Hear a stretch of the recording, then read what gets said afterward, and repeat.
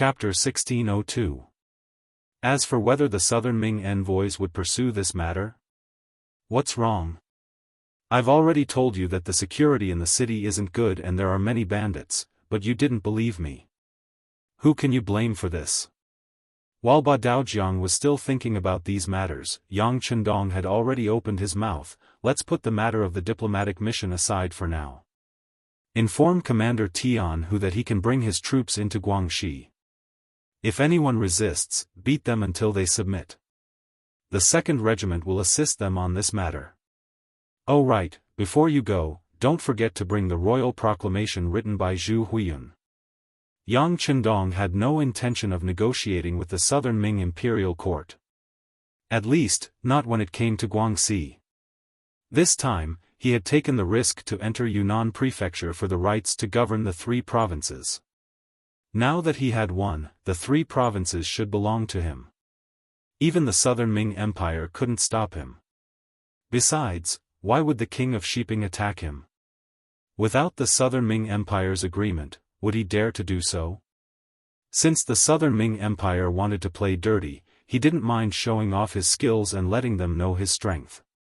This was what they meant by, I'll reason with you, and you'll play dirty with me. Since that's the case, when you want to reason with me, I'll show you my fist. Xicheng Prefecture. As one of the borders between Guangxi and Yunnan.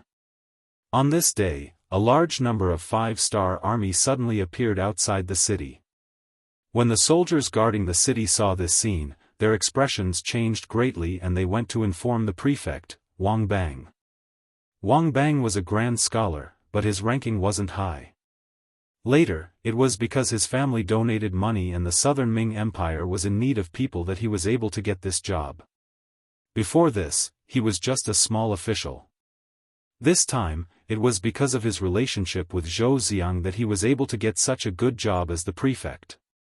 As soon as he ascended to the position, Wang Bang's greedy and perverted side was revealed.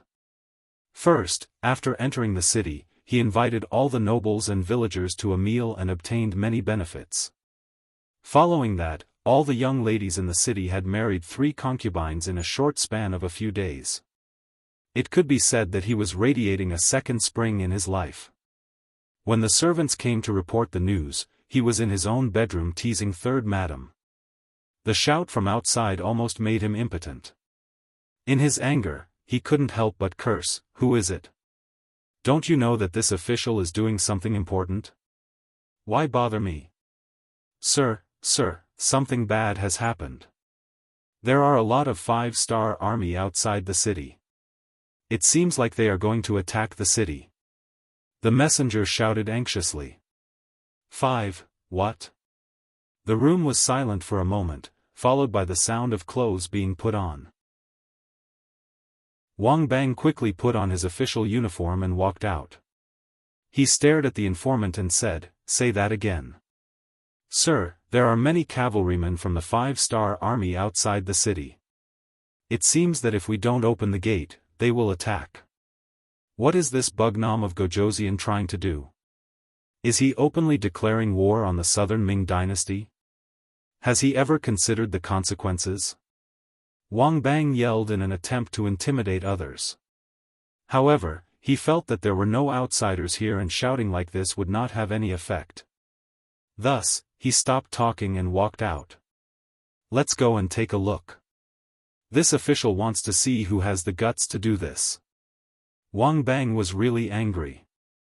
At this moment, his anger was overflowing. He wanted to have a good talk with the 5-star army. The reason why he had such an attitude was because he was not afraid of the 5-star army. Speaking of which, when Wang Bang was working in the Nanjing government, he had heard a bit about the 5-star army.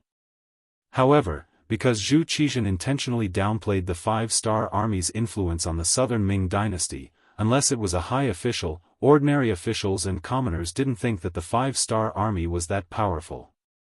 Especially in these years, the 5-star army had been supplying large amounts of food to the southern Ming dynasty at a very low price. This caused people to interpret it as the 5-star army being afraid of the southern Ming dynasty, which was why they were doing this. This made many people feel good about themselves. Wang Bang was one of them. He always felt that he was a member of the Southern Ming Dynasty and the five-star army was just Bugnam of Gojoseon's army. No matter how powerful this person was, he still had to look up to the Southern Ming Emperor. Since that was the case, what was there to be afraid of? It was with this thought in mind that Wang Bang personally went up the city gate tower to face the 1st Cavalry Army and the 2nd Division of the Lengfeng Army. Wang Bang climbed to the top of the city gate tower and looked up. He could see the scene of the 5-star army forming up outside the city. When he saw that the other party was about to force their way into the city without opening the city gate, the big-hearted magistrate Wang directly stretched out his right hand and pointed with his right index finger while shouting, "Are you the 5-star army? Don't you know that Xi City belongs to the Southern Ming Dynasty? What do you want to do? Do you want to offend your superiors?" Tianhu and Division Commander Xiao Feng were chatting at the bottom of the city gate. It was just a small Xi City prefecture. They didn't care about it at all. In their opinion, as long as the people guarding the city weren't stupid, the most they should do was open the gate and surrender when they saw them. In the past, when they faced other ferocious foreign races, didn't such things happen often? No matter who you were, when you were faced with tyrannical strength, the only thing you had to do was to lower your head. Only then would you be able to continue living. It was precisely because they were too optimistic that when they saw Wang Bang pointing at them and shouting angrily, Tianhu, Xiao Feng, and the others were stunned. After a while, Tianhu couldn't help but say, "Who the hell is this? Why does he feel so good? Isn't he afraid that we won't say anything? How dare he provoke us?" In Tianhu's eyes, anyone who dared to criticize the 1st Cavalry Army in front of him was a serious provocation. There was nothing to say to such a person. There was only one word to say: beat him. Beat him until he submitted. That's right, what a big idiot.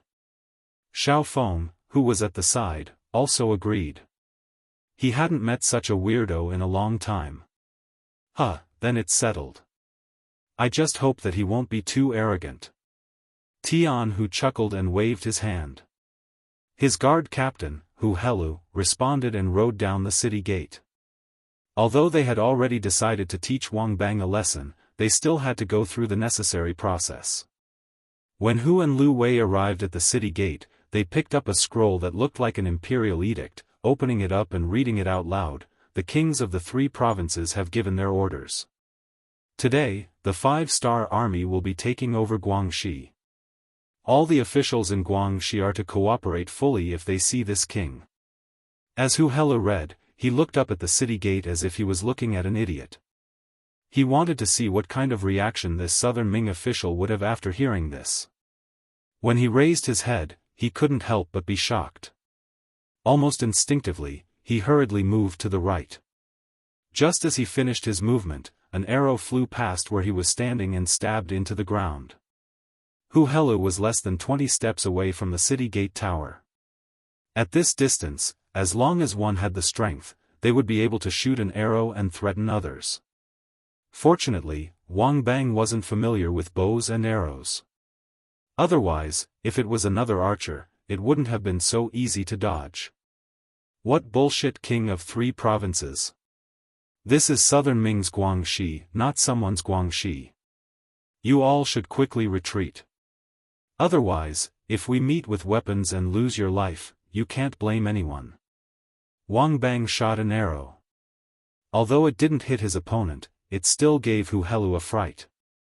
The Southern Ming soldiers on the city gate tower laughed heartily.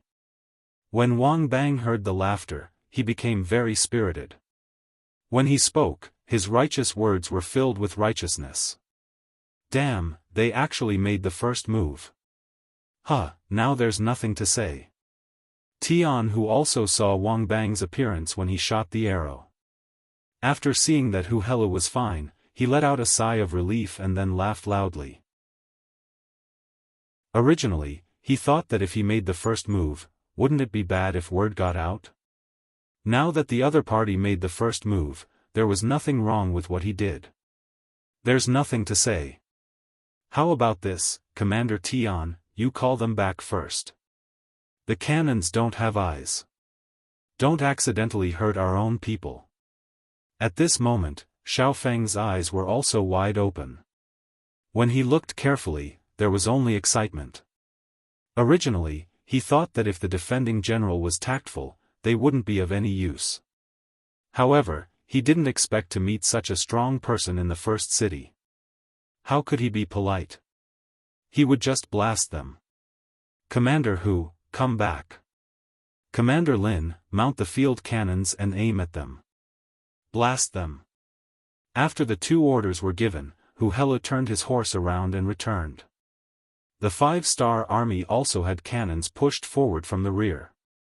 On the city gate tower of Sea City, when he saw Hu Hela retreating without saying anything, Wang Bang looked up to the sky and laughed. He said to the soldiers beside him, "Did you see that? They're scared. Some people are like this. If you don't show them some power, they won't know how many eyes you have." Yes, the prefectural magistrate is right. The prefectural magistrate is mighty. Ha ha ha. When he heard this, Wang Bang's face lit up with excitement. At this moment, it was as if he was possessed by the god of war.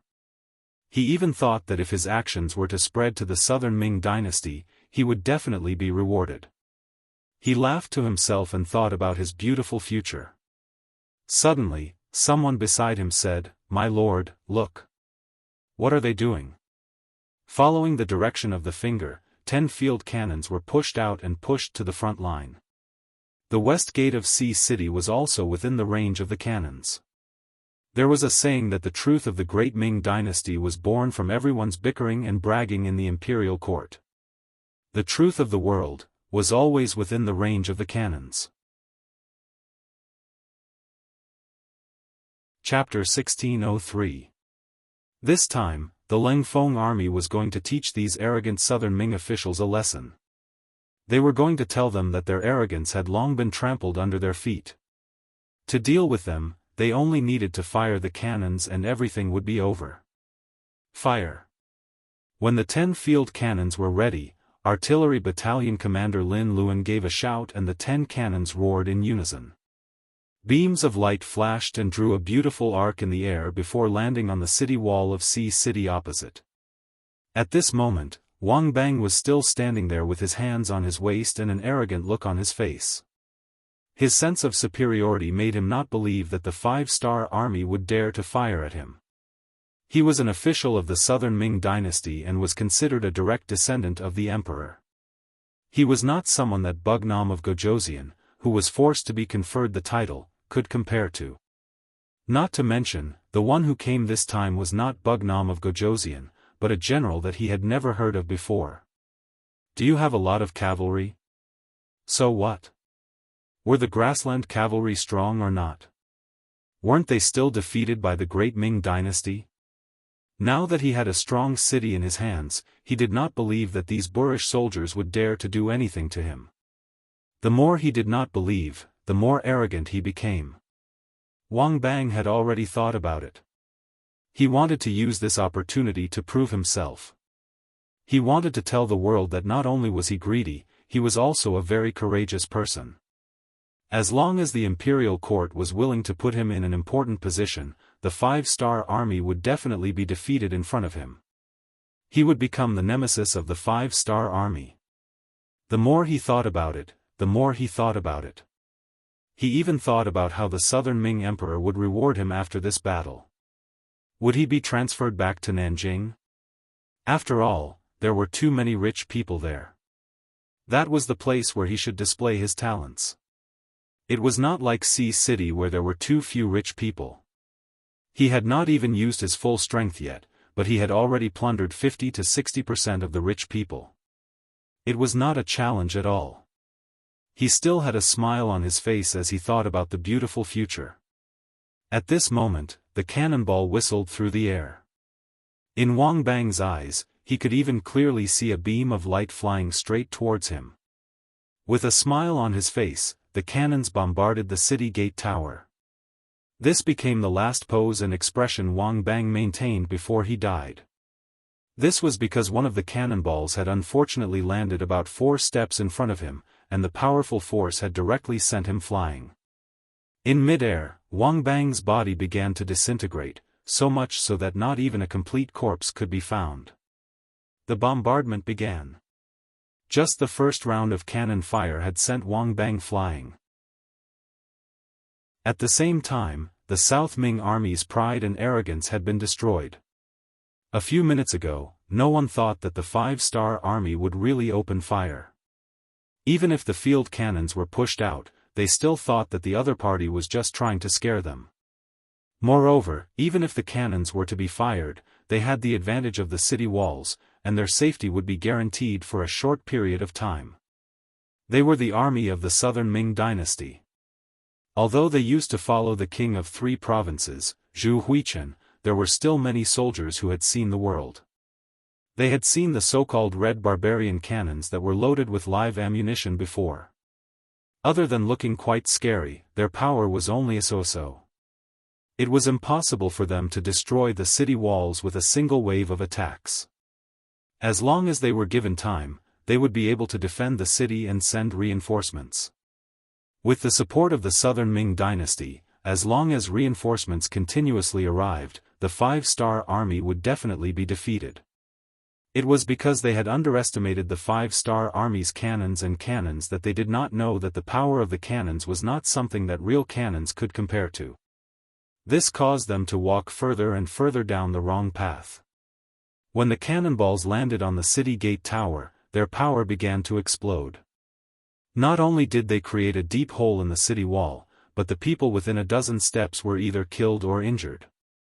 Only then did the Southern Ming army feel fear. However, it was too late now. The 10 cannonballs were only the first wave of probing attacks. After adjusting the coordinates, more and more cannonballs were fired at the city gate tower. Immediately, there were cries of ghosts and howls of wolves. Blood and limbs flew everywhere, flying past the heads of the terrified Southern Ming soldiers. Their courage had been broken, Wang Bang had died, and their backbone was gone. Right now, the city gate tower of Sea City was in chaos. Under the bombardment of cannonballs, there seemed to be no place that was safe. Everyone was fleeing in all directions. Often, when one went east, others would go west. However, in the end, they were all in the relatively limited area below the city gate tower. In the chaos, the generals could not find the soldiers, and the soldiers could not find the generals. Even if they wanted to resist, it would be futile. It was during this chaos that the 2 cannons lowered their muzzles and began to fire at the west gate of Sea City. At this moment, Tian, who had told Division Commander Xiao Feng to organize the world's first cavalry army and prepare to charge. Not only that, behind the world's first cavalry army, Meng's 2nd Division and Meng's 3rd Division were also prepared to enter and clean up the battlefield. This time, in order to intimidate the Southern Ming, Yang Chendong had sent out 3 armies and 1 division. It could be said that he had made ample preparations. With such a powerful military advantage, even if the Southern Ming really wanted to shed all pretense of cordiality, he would not be afraid of them sending an army.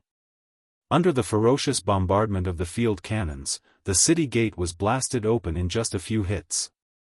Then, the cavalry of the world's number 1 cavalry army charged forward and rushed into the city through the blasted open city gate. They did not expect the 5-star army to attack so decisively and enter the city so quickly. The Southern Ming soldiers inside the city were not prepared at all. Only a few soldiers guarding the city gate resisted. However, in front of the world's first cavalry army, their actions were like small boats in front of a tsunami. After the first wave passed, they did not have the ability to make any waves. Sea City was broken. From the beginning of the attack to entering the city, not even an hour had passed. The so-called strong city was broken just like that. After the news spread out, the faces of everyone who heard it greatly changed, especially the officials and generals of Guangxi. Their faces were unsightly. They were thinking, if the main force of the 5-star army came, what should they do? The conquest of Guangxi was still ongoing. It was not something that could be solved in a few days. After handing the matter to Tianhu and Xiaofeng, Yang Chendong did not take care of it anymore. Instead, he began to deal with the matters of Yunnan and Guizhou. Previously, he had given the authority of the two places to Yao Yingjun, and the other party had gladly accepted it. Moreover, he quickly arranged for people to bring Zhu Lian, who was also the Eternal Victory Princess. After being completely integrated into Yangxia, this title naturally became history and would not appear again, to the Southern Cloud Manor. He was using another method to show his loyalty to Yang Hodong. See, I even brought my family over. There is nothing to worry about. The sixth young master can also completely trust me. Regarding Yao Yingjuan's actions, Yang Chendong was naturally satisfied. It was because of this that he decided to stay for a while and properly train the other party to see if this person was suitable. After all, Yao Yingjun had always been doing intelligence work. Although he later led troops, he did not make too much of a name.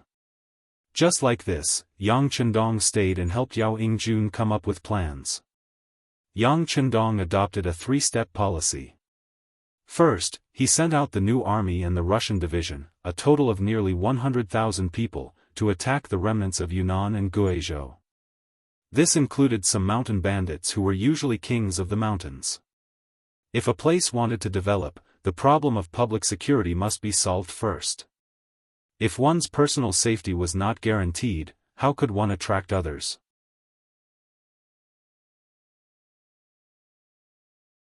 Chapter 1604.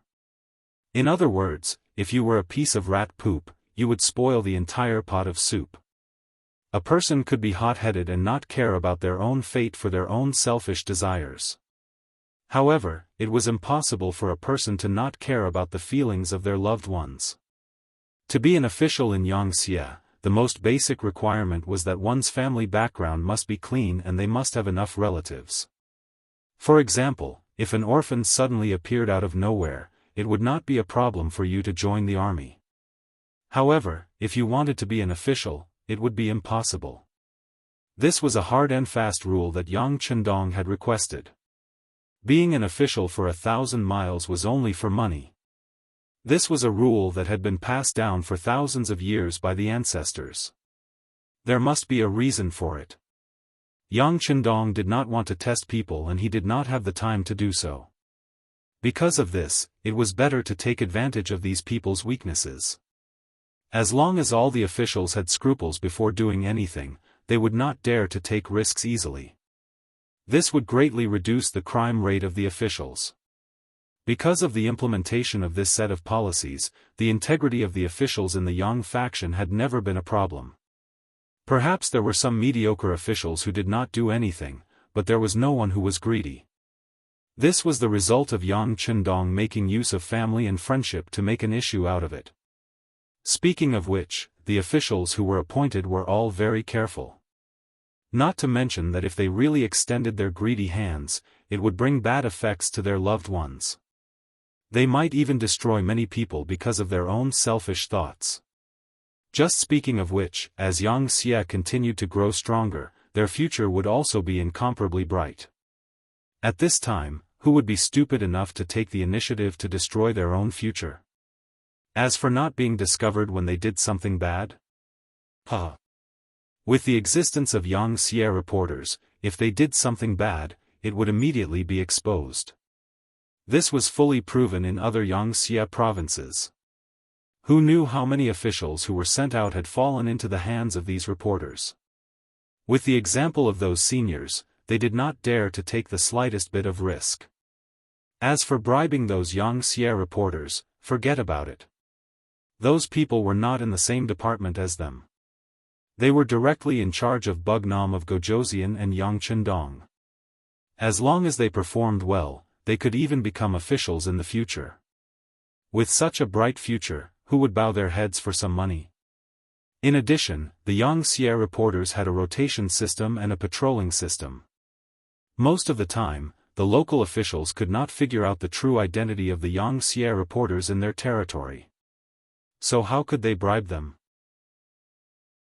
When you finally managed to bribe one, but that person was transferred away and replaced with a new person, plus the existence of the patrolling reporters, this possibility became infinitely small, and no one dared to try again. The officials did not dare to be greedy. Instead, they wholeheartedly wanted to be good officials. They wanted to achieve political achievements and make decisions for the people. The ones who benefited were naturally the ordinary people, but it also made the rich and powerful suffer.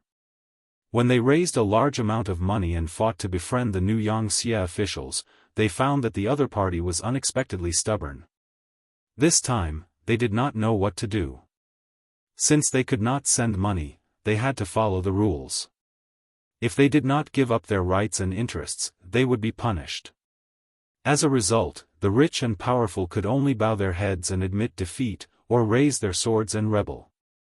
But to rely on those rich and powerful people to rebel? Forget it, they were the group of people who were most afraid of death. Perhaps they would dare to bully a good citizen, but to go against the government was still extremely powerful. Especially against the 5-star army that killed without blinking an eye, they did not have the guts to do so. Once the public security was stabilized, the interests of the people were protected, and there was a way out for their livelihood. The third step was to move. That was mass migration. The first to move were those rich and powerful people. As long as these people left their ancestral homes and nests, their influence would be reduced to the lowest, and they would not be a threat to the government. At the very least, the ordinary people could choose to move out, and they would be the representatives of the Han people in various places. As a result, not only would the Chinese language and culture be spread better, it would also be very beneficial to the people who were willing to move out. For example, if they chose to move out, they would receive more land, more than double the amount of land they would get if they stayed. Just by leaving their homeland, they could receive so many benefits, and it was inevitable that some people would be tempted. When a large number of people were moved out, and scattered to the other Xianxia provinces, the nobility of the Han people would gradually be reflected.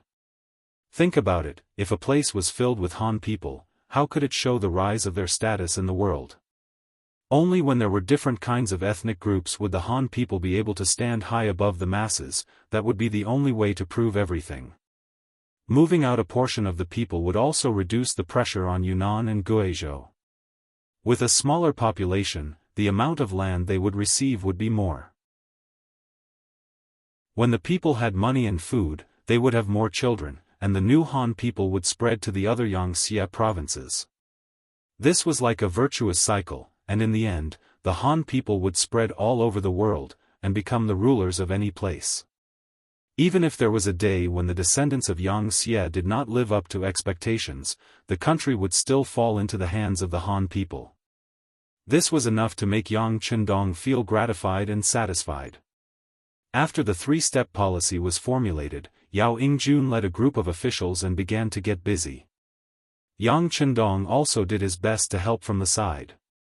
For example, with him here, the Xianxia provinces opened their doors to welcome the Han people, and prepared houses, fields, and necessities in advance. If Yao Yingjun were to do these things, who knew how much time it would take to coordinate? Yang Qindong was very busy, and in contrast, Zhou Xiang was very idle. Ever since he came to Yunnan Manor, he first ate a face full of dust before entering the city.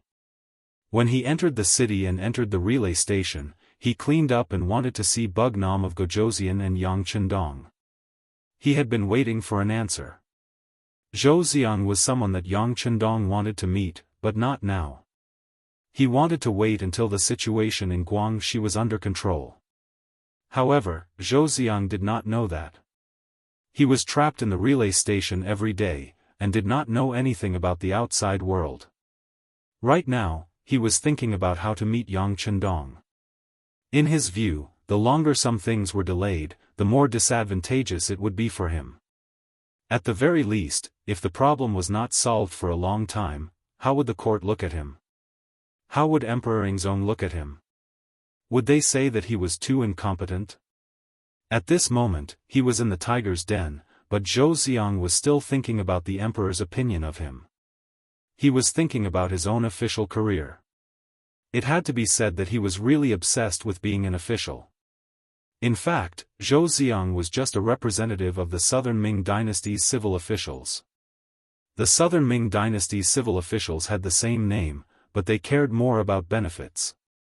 The higher one's position was, the more famous one would be, and the more benefits one could obtain. This made countless people think of ways to climb up the ranks. Sometimes, in order to attract the attention of others or the emperor, they would even do things that would leave others dumbfounded. They did not hesitate to impeach each other. In short, the court was often a mess. If they wanted to do something good, they would have to face all kinds of resistance and trouble. There was a saying in the future, being an official is good, wearing leather shoes and a watch. However, compared to the officials of the Great Ming Dynasty, the difference was still too far. For example, as long as a scholar passed the county examination, it was proof that they had entered a privileged society. They did not have to pay taxes, and they also had the right to not kneel when they saw an official.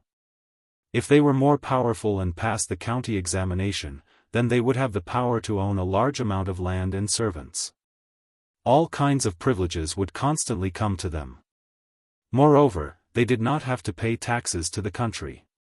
Over time, when the number of people in this group increased, they would own nearly half of the world's wealth with a few people. At that time, it would be easier said than done for the country to become rich and powerful. If they wanted to reform, then they would have to face the attacks of these people. It would be impossible not to fail. Zhou Xiang was one of them. He was one of the people who obtained benefits. However, his heart was bigger than those people. His goal was to continue to climb up. In order to achieve this goal, he had to first meet Yang Chendong. In order to achieve this goal, he first gave money to the Yangxia staff at the relay station. Unfortunately, there were clear rules. These staff did not dare to accept money. Did they not want to live? Bribery was not an option. Zhou Xiang sent people out of the relay station to take the initiative to look for clues about Bugnam of Gojosian. He wanted to see the real person through his own efforts. However, he had forgotten Ba Daojiang's warning. When the people of the diplomatic mission walked out of the relay station, they were quickly beaten up by the hooligans, who looked at them.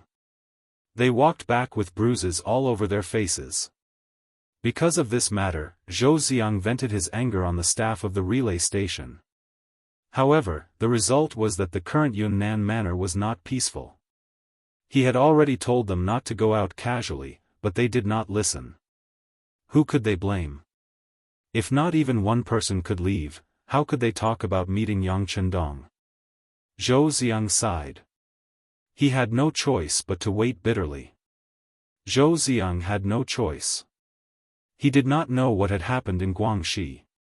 However, in Nanjing Manor, the capital of the Southern Ming Dynasty, the news had already spread.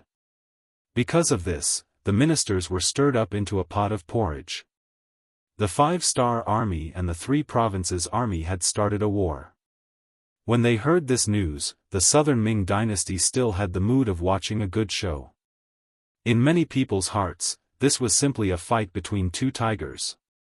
They only needed to sit on the mountain and watch the tigers fight. If the time was right, they would make a move to seize the benefits that belonged to them.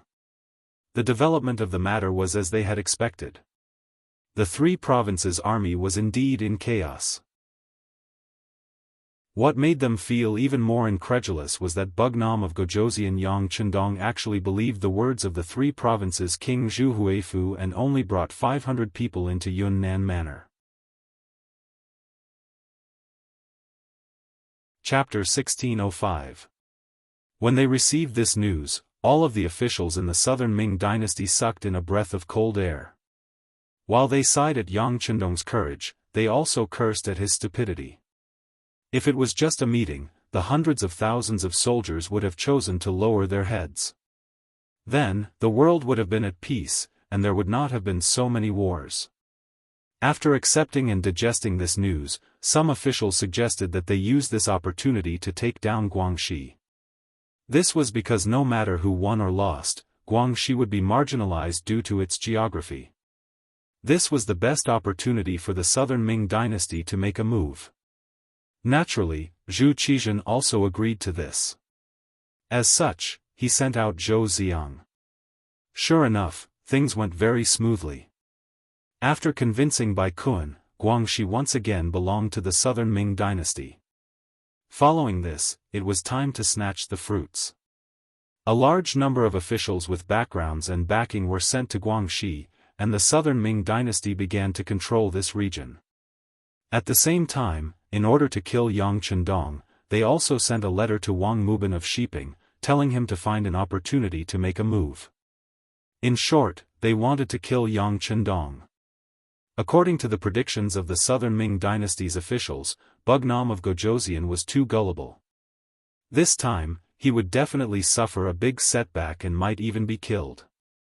If this was the case, then the Xianxia dynasty would definitely fall into chaos, and the southern Ming dynasty would take this opportunity to snatch more benefits. There were even some officials who directly cried in the imperial court, praising their ancestors for their blessings. Once Bugnam of Gojoseon died, the Xianxia dynasty would fall into chaos, and the great Ming dynasty would rise. Once they expanded their strength, they would be able to take down Baiming one day and unify the world.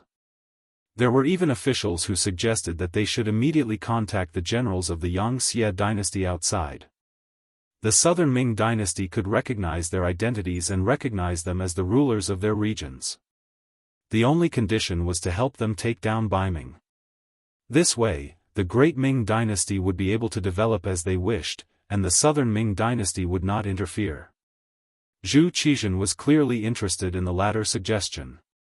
He asked the ministers to analyze the possibility of success and list out the names of these people for future research. Just as the southern Ming dynasty was busy, new news came. Bugnam of Gojoseon had won a great victory.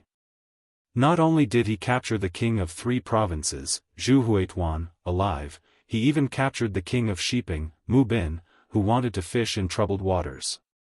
This was like a bolt from the blue that struck the southern Ming dynasty's imperial court, making everyone unable to believe that all this was true. Didn't the news say that Bugnam of Gojoseon only brought 500 people into southern Cloud Prefecture? In the southern Cloud Manor, Zhu Huihua had an army of tens of thousands. How could he lose against 500 people in his own territory? Unable to digest this result, Zhu Qizhen questioned loudly in the imperial court, could it be that Yang Chendong is immortal?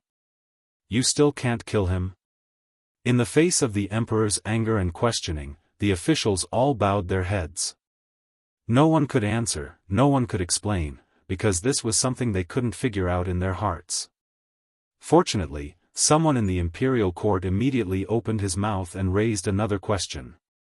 Once Bugnam of Gojoseon dealt with Zhu Huihua and Mu Bin, wouldn't that be equivalent to settling Yunnan and Guizhou?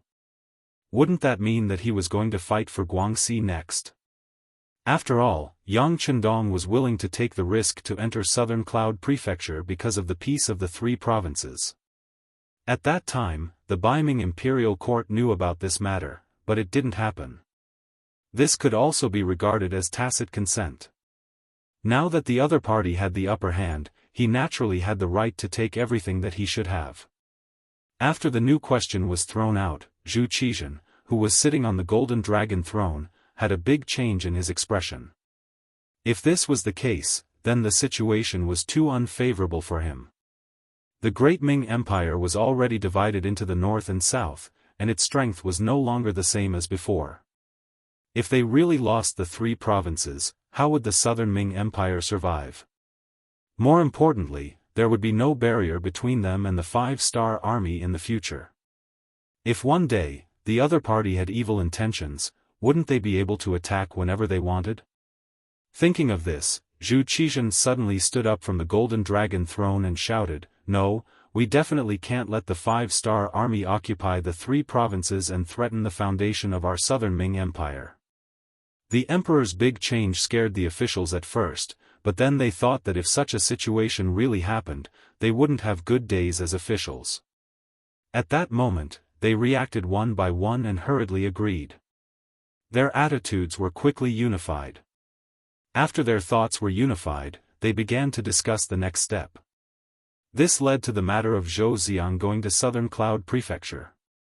After all, he was at the front lines and was very familiar with the situation there. This was already a court meeting a month ago.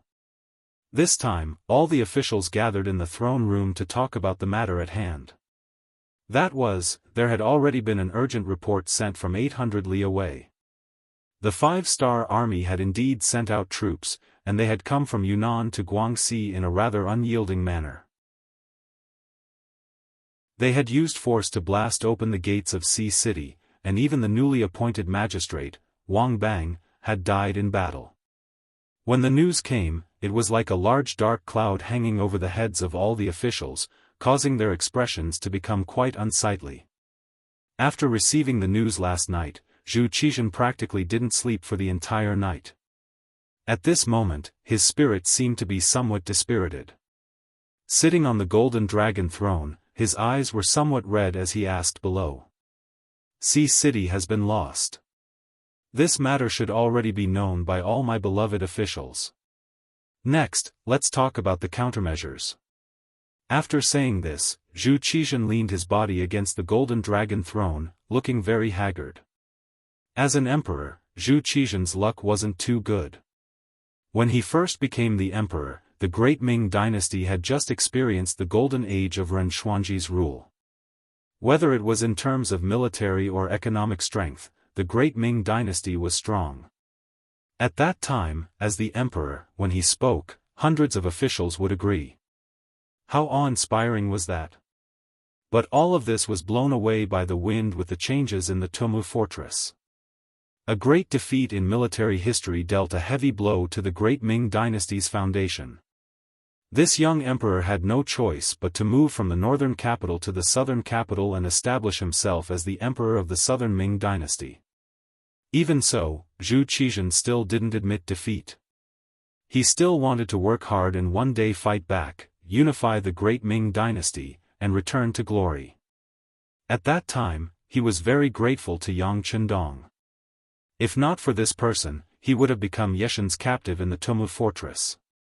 He might even have lost his life. So at that time, he really treated this descendant of the Yang clan as an important official. But who would have thought that Yang Chendong was more than just an ordinary person? After leaving him, he first returned to Baiming and helped Dai Zong, Zhu Qiyu, fight a beautiful battle to defend the capital and expel Yeshen. After that, he came down south at Zhu Qizhan's request. After that, he established his own faction. Now, it had developed into a faction that wasn't inferior to the southern Ming dynasty. In Zhu Qizhan's eyes, Yang Chendong's Xianxia was only a faction that wasn't inferior to the southern Ming dynasty. It wasn't that he didn't want to look at all of this, but that the officials below him didn't tell him the truth. Or perhaps, those officials didn't know what the Far East was? What was the Ras Duchy? In their eyes, a Mongol tribe like Yeshen was already an incredible existence. As the saying goes, the ignorant are fearless. If one didn't understand deeply enough, they wouldn't be able to understand the strength of their opponent. But now, after the 5-star army took down Yunnan and Guizhou, they sent troops to Guangxi. They even dared to openly oppose the southern Ming dynasty. Only then did Zhu Qizhan feel the pressure. He clearly understood that the appetite of this Bugnam of Gojoseon that he personally conferred was huge. The ass decides the head. Since he was the emperor of the southern Ming dynasty, he definitely wouldn't allow anyone to threaten him. This time, he gathered all of the officials so that they could come up with a plan for him. Most of the officials had already received the news last night. Even if they received the news a little slower, they still knew the whole story before the morning court. Other than cursing Yang Chendong's audacity in their hearts, they were also thinking of a way to solve the problem. However, the actions of the 5-star army were truly unexpected. How could it be solved so easily? Now that the emperor asked this question, the officials couldn't think of a good way to deal with it. They could only shut their mouths. After all, this wasn't the time to fight for credit. If they said something wrong, they would incur the emperor's wrath. When the emperor asked for a plan, all of the officials became mute. Zhu Qizhen was naturally displeased. He slowly straightened his body and his face was even uglier than before. What's wrong? You all usually consider yourselves as virtuous officials, comparing yourselves to Guanzhong and Yue. Now that I need you all, why aren't you speaking? Facing the emperor's question, the officials lowered their heads even more. They all tucked their tails between their legs and acted as if they were invisible. When Zhu Qizhen saw the reactions of the officials, he was very disappointed. If possible, he really wanted to replace all of these ministers. However, if he really did that, he was afraid that the political power of the southern Ming dynasty would really be unstable. After all, the great Ming dynasty emphasized that the emperor and the scholar officials ruled the country together. Zhu Qizhen took a deep breath and forcefully suppressed the anger in his heart. He decided to call them out. Since no one took the initiative to answer, he could only ask them one by one and force them to think of a solution. Since it was the emperor who asked, he naturally wouldn't choose those insignificant officials. Zhu Qizhen's gaze looked at the people standing at the front of the hall. The first person he called out was the Minister of War, Kuang Yi. After all, this involved war and the Ministry of War had a lot of say. Beloved official Kuang, what do you think of this matter? How should we solve it? Kuang Yi wasn't young and could boast of being one of the old officials. For the sake of the stability of the southern Ming dynasty, he had racked his brains and exhausted his body and mind. He had visited almost all of the southern Ming dynasty's military stations at least once. He had even visited some places several times. He was definitely worthy of this title. Chapter 1606. It was precisely because he understood the military strength of the southern Ming Empire very well that he stood up against King Shiping when the three provincial kings invited King Wu Nan to join Yunnan Manor. He even asked the emperor to issue an imperial edict stating that the three provinces had been the land of the southern Ming Empire since ancient times and no one had the right to make decisions about it. Unfortunately, no one listened to his suggestion at that time. Because of this, there were many people who secretly laughed at his courage. As the Minister of War of the Southern Ming, he should be very courageous. How could he achieve great things if he was so careful? Not only the ordinary officials, even Zhu Qizhen didn't agree with this decision. In his opinion, this was a chance to kill Yang Chendong. If he issued an edict, what would he do if Yang Chendong didn't go to Yunnan Manor? Wouldn't he be helping his opponent? However, he never thought that Zhu Huiyun was so incompetent and Mu Bin was such a waste. They actually allowed Yang Chendong to succeed. As a result, the relationship between the Southern Ming and the Five-Star Army was so tense that they had to use weapons. If he knew this would happen, it would be great if Zhu Qizhen listened to Kuang Ye's words. At least that way, Yang Chendong would lose an excuse to go to war with the Southern Ming. This way, the righteousness would be on his side.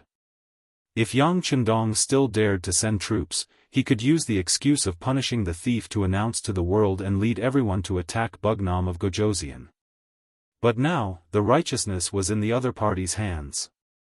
Now that the other party sent troops, it became a righteous move. This made Zhu Qizhen very difficult. Only then did he want to ask Kuang Yi, the Minister of War, if he had a better idea. When his name was called, Kuang Yi, who originally didn't want to speak, could only hold his board and walk out of the line. He lowered his head and said, "Emperor, in this official's opinion, the Five-Star Army now holds the righteousness. If we fight with them over Guangxi, it is unreasonable." Unreasonable? The entire Southern Ming is my world. Doesn't Guangxi belong to the Southern Ming? How is it unreasonable? Although he knew that Kuang Yi was speaking the truth, his words still caused Zhu Qizhen to be quite dissatisfied. Exactly. All lands under the heavens belong to the emperor, all lands by the emperor's shores belong to the emperor. His Majesty is only taking back Guangxi's administrative authority, how could it be unreasonable? Your Excellency, is your buttocks crooked? The Minister of Works, Wei Luo, took the initiative to stand up and criticize Kuang Yi. In the past, the Southern Ming Dynasty's Minister of Works was Jiang Yuan. However, this person had once harmed Yang Chendong's 7th Madam, Su Man-er's family. After the order was given, the members of the Security Bureau hidden in the Southern Ming Dynasty gathered evidence of corruption and made their move. They announced it to the world and caused Zhu Qizhen to be shaken. In the end, they were killed and their family members were exiled. After avenging the 7th Madam, Wei Luo took over the position. Ever since he took over the position, he had been living a life of suffocation. There was no other reason other than his lack of experience. In addition, the Ministry of Works had not built much over the years and had spent a lot of money, but most of the firearms produced were not up to standard. Because of this matter, the Minister of War, Kuang Yi, had complained to him many times. Now that he finally had a chance to use this opportunity, how could he give up on it? After hearing Wei Luo's words, Kuang Yi did not say anything. Instead, he shook his head and bowed to Zhu Qizhen before returning to his original position. He would not lower himself to the same level as Wei Luo. Wei Luo had relied on flattery and gifts to obtain the position of Minister of Works. In reality, he did not have any ability at all. It was precisely because there were too many people like him who did not care about politics that the Southern Ming Dynasty had not improved much over the years. Kuang Yi did not say anything, but his attitude was clearly expressed. Zhu Qizhen thought to himself, are we really going to give up on Guangxi? With this thought, he could not help but shake his head. Then, his gaze fell on the Minister of Revenue, Wang Zhua. As the Minister of Revenue, he was in charge of money. Wherever the Southern Ming Dynasty needed money, he would not be able to do so. Zhu Qizhen naturally would not ask about small matters. Now that he had asked, it proved that the money used was not small. It had to be said that over the years, the Southern Ming Dynasty's Ministry of Revenue still had some savings. Not to mention other things, just the amount of money obtained from selling those people to Jianghu was enough to fill up the national treasury for a time. It was because of this that the Southern Ming Dynasty's army continued to expand over the years, reaching an astonishing number of 2.5 million soldiers. After being called by the emperor, Wang Zhua stood up with a board in his hand. Reporting to the emperor, the Ministry of Revenue has some savings. In an emergency, we can mobilize 15 million taels. Good, transfer the money, transfer the troops, and transfer the provisions. Finally hearing this good news, Zhu Qizhen immediately became spirited. His voice also became louder. This meant that war was about to begin. When the other officials heard this, their faces all changed. Everyone knew that once the war machine was activated, the money would be spent like water. As long as the operation was good, there was a great chance of getting money. Some people couldn't help but blush when they thought of the benefits they could earn. However, there were some people who thought even further. Were they about to start a war with the 5-star army? If they really fought, what were their chances of winning? If they won, then everything would be fine. However, what if they lost? It wouldn't be wrong to say that this was a kingdom war. If that was the case, then there was no way out if they lost. Many people unconsciously thought of the Battle of Tumu Castle. At that time, the great Ming dynasty was almost destroyed because of a war. At that time, Zhu Qizhen was leading the army. An army of over 200,000 soldiers could not even defeat 60,000 soldiers. Only a few years had passed. Now that they had to fight with the 5-star army, what were their chances of winning? Zhu Qizhen, who was sitting on the dragon throne, saw the changes in the officials' faces. He couldn't help but sigh in his heart. How could he ever walk out from the shadow of that battle? If it was possible, why would he be willing to fight? It was just that the situation was like this. He couldn't just watch the 5-star army occupy 3 provinces and continue to advance to devour the southern Ming dynasty. If that was the case, then it would be better to fight. Naturally, when Zhu Qizhen asked about the money, it didn't mean that he was prepared for war. He was just preparing for a rainy day. As long as there was a slight possibility, he still didn't want a war to happen. My beloved officials, there is no need to panic. We are just making some preparations in advance. If Bugnam of Gojosian is tactful and only occupies 3 provinces, then this war won't happen. In order to calm the officials, Zhu Qizhen spoke his thoughts. Whether it was the Great Ming dynasty or the Song dynasty, they all had a very common characteristic. They emphasized culture and suppressed martial arts. They liked to be ostriches. They buried their heads deep and only cared about their own lives. They only cared about the peaceful songs and dances in front of them. In their eyes, other than themselves, everyone else was barbaric. Everyone else was uncivilized and didn't know how to be polite. For example, fighting and killing was one of the signs of uncivilized behavior. As long as they could live a peaceful life, why would they care if other people were living in an abyss of suffering? This couldn't be said to be the mentality of all the officials, but the majority of them thought this way. Now that they heard Zhu Qizhen's words, everyone agreed. I believe that Bugnam of Gojosian is also a reasonable person. After obtaining 3 provinces, he should be satisfied. This war won't happen. Your Majesty is wise. Your Majesty is wise. A group of officials reacted and scrambled to speak. In the imperial court, it was as if the emperor and his officials were of one mind. In this imperial court meeting, they decided to give up 3 provinces as the price to enter into peace talks with Bugnam of Gojosian. Of course, the Ministry of Revenue and Ministry of War also began to prepare for war. After all, if the 5-star army took an inch and wanted a mile, then there was no way out. They could only fight. Zhu Qizhen was obviously not very satisfied with this result, so he left with a gloomy face. The most unlucky one was the Minister of Rights, Xie Chong. He was elected by the officials to be in charge of negotiating with Wu Nan. When he thought of left Assistant Minister Zhou Zi on going to 3 provinces and now no one knew whether he was alive or dead, he felt that the road ahead was a little bleak. The officials left one by one. Some shook their heads and sighed, while others had gloomy faces.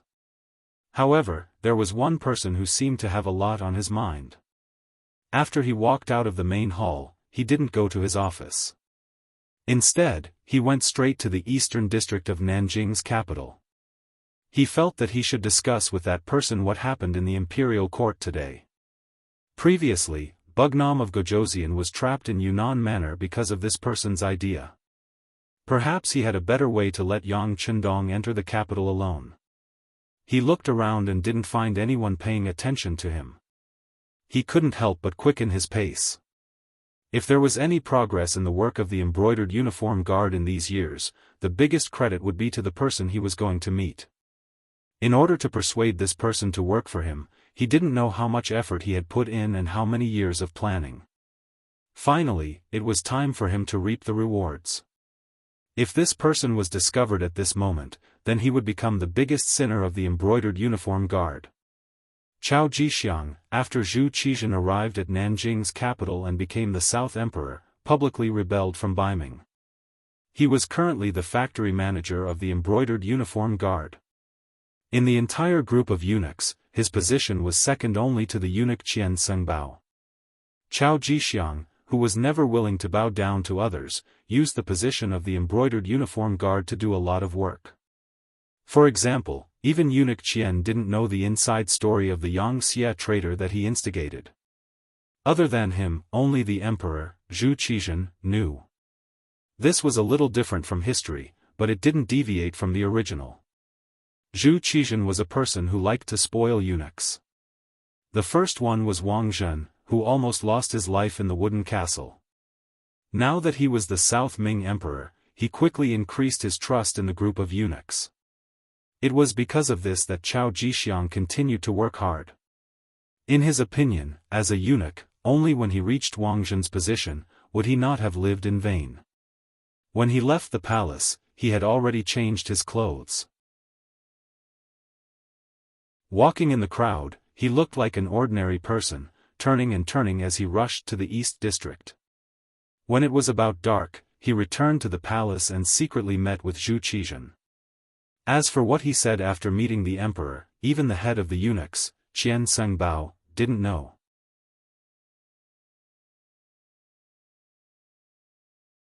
Chapter 1607. The next morning, the Southern Ming Empire's Minister of Rites, Xie Chong, and his entourage left the capital. Outside the southern gate, many court officials came to see them off. With the anticipation of the crowd, Xie Chong stopped in front of the city gate for about an hour before reorganizing his troops and setting off. When the entourage was far away from the capital, Minister Xie let out a long sigh and muttered to himself, "You all don't want to fight with the five-star army, but do you think this old man wants to?" However, the Southern Ming Empire's previous actions have already incurred the wrath of Bugnam of Gojoseon. How could it be so easy to make them stop fighting at this point? After saying this, Xie Chong sighed again and slowly closed his eyes.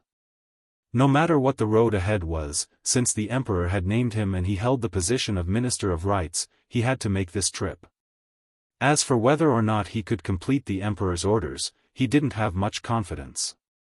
Just as Xie Chong and his entourage were heading towards Guangxi, the five-star army led by the world's first cavalry army and the 2nd Cold Front Division had already attacked the city. After taking down Xi City, they separately attacked Qingyuan Prefecture and Liuzhou Prefecture, all the way to Jinan Prefecture in front of Guangxi. This place would become the final barrier in front of Nanning Prefecture. Once this place was taken, Nanning Prefecture would be in front of them. At that time, the ownership of Guangxi would be decided. In Nanning Prefecture, the newly appointed Guangxi administrative minister, Bai Kuan, was like an ant on a hot pan, pacing back and forth in the main hall. From time to time, he would stop and look outside, waiting for the latest instructions from the Southern Ming Empire. Unfortunately, each time he looked, he was met with disappointment.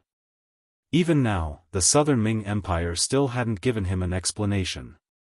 This made Bai Kuan not know what to do. Defend Nanning Prefecture? To tell the truth, he didn't have much confidence. News had already come from the front lines that the five-star army's cannons were very powerful. Fortified cities were like paper in front of them. Even if they wanted to defend, they wouldn't be able to. But should he retreat? The position of Nanning was extremely important. Without an imperial order, if he dared to retreat, the consequences that awaited him would be even more severe than dying on the battlefield. He was stuck between a rock and a hard place every day. Sometimes, he would even reflect on whether surrendering to the Southern Ming Empire was the right choice. If he had known earlier, he would have surrendered to the five-star army. At the very least, he wouldn't be in such a difficult situation now. Reporting. Bai Kuan, who was sighing in his residence, suddenly heard a sound behind him. He reflexively turned around and saw the messenger entering the residence. His face immediately lit up and he asked anxiously, "Is there a decree from the Southern Ming Dynasty?" Reporting to General, "That's not the case. It's news from the Suppressing Peace Prefecture.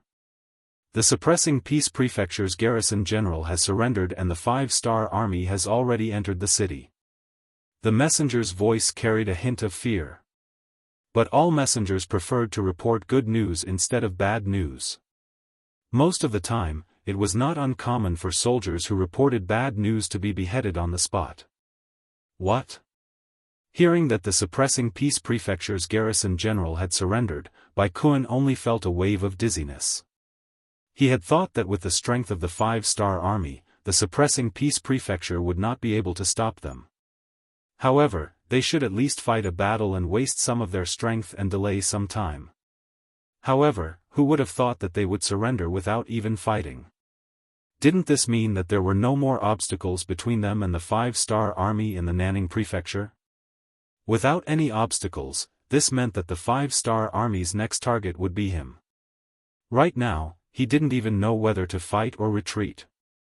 How could this not give him a headache? Seeing that Bai Kun didn't have any other orders, the messenger hurriedly left, leaving the general standing alone in the main hall. No one knew what he was thinking. Suppressing Peace Prefecture. Having taken down this city without shedding a drop of blood, Tianhu, Xiaofeng, and the others were in a good mood. Although they had been through hundreds of battles, they had absolute confidence in taking down Guangxi. However, this time, Yang Qindong's mission was to take down the city without destroying its original appearance as much as possible. This was somewhat of a test. The Great Ming Dynasty could not be compared to other places. Although some small countries or regions had some cities, the city walls were not very tall. Some of them were even just symbolic. Attacking that place would only require a cannon blast, or even a cavalry charge, and it would be easy to take it down. Because of this, the difficulty of the mission increased. However, the good thing was that the Guangxi Southern Ming army did not have a strong will to resist. Along the way, they did not encounter any large resistance. Often, when the cannon blasted, the city would quickly change hands. Now that they had reached the suppressing Peace Prefecture, they had directly surrendered. This gave Tianhu, Xiaofeng, and the others more confidence in completing the mission. The two of them also discussed and decided to rest in the suppressing Peace Prefecture for a day. The day after tomorrow, they would set off for Nanning Prefecture.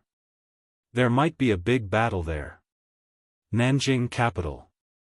The streets were surging with people, and all kinds of shouts could be heard on both sides of the street. It was very lively. It was not an exaggeration to say that it was a prosperous time. They were not affected by the war in Guangxi at all. It was as if they were people from two different worlds. This was naturally affected by the lack of information, but at the same time, it was also because the imperial court had deliberately suppressed the relevant information. After all, once the people's thoughts were in chaos, it would only cause more headaches for the imperial court. In a restaurant called Wangye Restaurant, the waiter was walking quickly. From time to time, he would shout out, such as what the guests at a certain table had ordered, or how much silver had been rewarded by a certain guest's luxurious mansion. To be able to open a restaurant that could accommodate hundreds of tables in the bustling city of Jianghu, it proved that the owner was not ordinary. In fact, the owner's strength was indeed not ordinary. His surname was Yang, and his name was Wuda.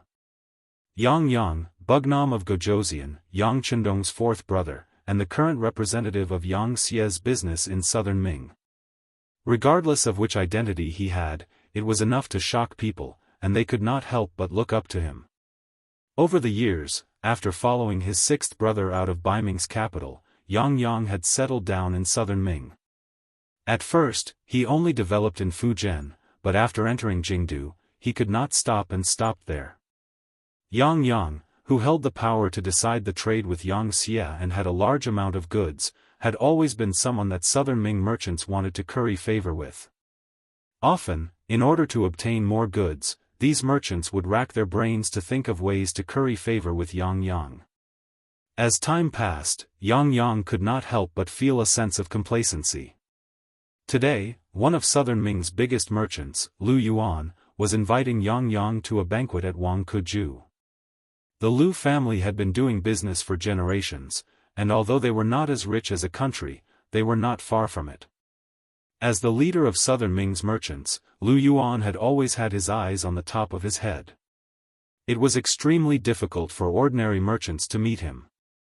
But now, he was actually standing at the entrance of Wangkuju, as if he was waiting for someone. Those who knew Lu Yuan couldn't help but be shocked. They wondered what kind of person could make the Lu family's clan head bow down to someone else. Could it be that it was a high official in the imperial court? Regardless of whether it was Baiming or southern Ming, there was one thing in common, and that was that the status of merchants was extremely low. This was especially so in front of scholars and officials. This was a reflection of the development of social status, so it was no wonder that people would think this way. However, when a merchant's business reached a certain scale, it was inevitable that they would come into contact with some people in the imperial court. This was especially so for someone like Lu Yuan. Even if he was greeting a high official in the imperial court, he would at least be an assistant minister. Only a third-rank official or above would be able to make him act like this. Just as many diners were thinking about who the guest was, Yang appeared. He was accompanied by two people who looked like servants. He held a folding fan in his hand as he appeared at the entrance of Wang Keju. "Master Yang, you're finally here." As soon as he saw Yang appear, the originally arrogant Lu Yuan hurriedly went forward to greet him. He was like a dog that had seen its master, constantly wagging his tail. When the diners saw that it was Yang who had arrived, they immediately understood. That's right, Yang had such qualifications. Just based on the fact that he was Wu Nan Wang's fourth brother, based on the fact that he held the right to purchase Yang's items, it was normal for Lu Yuan to lower his stance like this. Considering that the Wuxia restaurant was Yang's private property, most of the people who asked Yang for help would choose to treat them to a meal here. So, everything was normal. Facing Lu Yuan's lowering of his head, Yang only nodded reservedly. He was already used to this kind of thing. To put it bluntly, Yang's existence was the god of wealth for merchants. Often, whoever his goods were slightly more inclined to, that person would be able to earn a lot more. In comparison, being a little more respectful was nothing. "Brother Lu, let's go," Yang said with a smile. Even though Lu Yuan was more than 10 years older than him, and was the host of the banquet, Yang still went up first. But Yang still took the lead and walked up to the 4th floor of Wuxia restaurant, which was also the place where he ate. There was only one private room on the entire 4th floor. From there, one could see a small part of Nanjing city in the distance. Please. Lu Yuan did not show the slightest bit of dissatisfaction when Yang went up first. On the contrary, he bent his waist like a lackey and extended his hands to make an inviting gesture. Yang walked in front, and Lu Yuan followed behind. They went straight to the 4th floor. Along the way, many diners hurriedly stood up to greet them.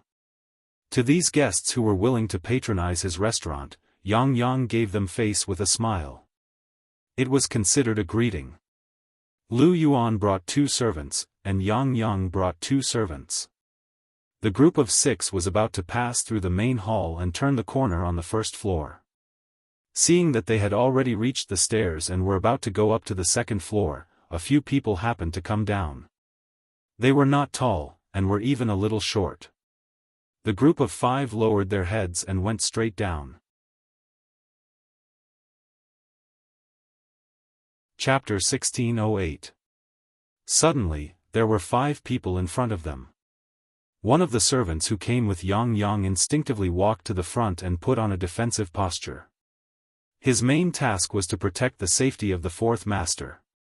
He absolutely couldn't allow any accidental discovery. Yang only frowned at the servant's rush and didn't say anything. He didn't think that there would be anyone who would harm him in his own restaurant. Moreover, he came to this banquet on a whim.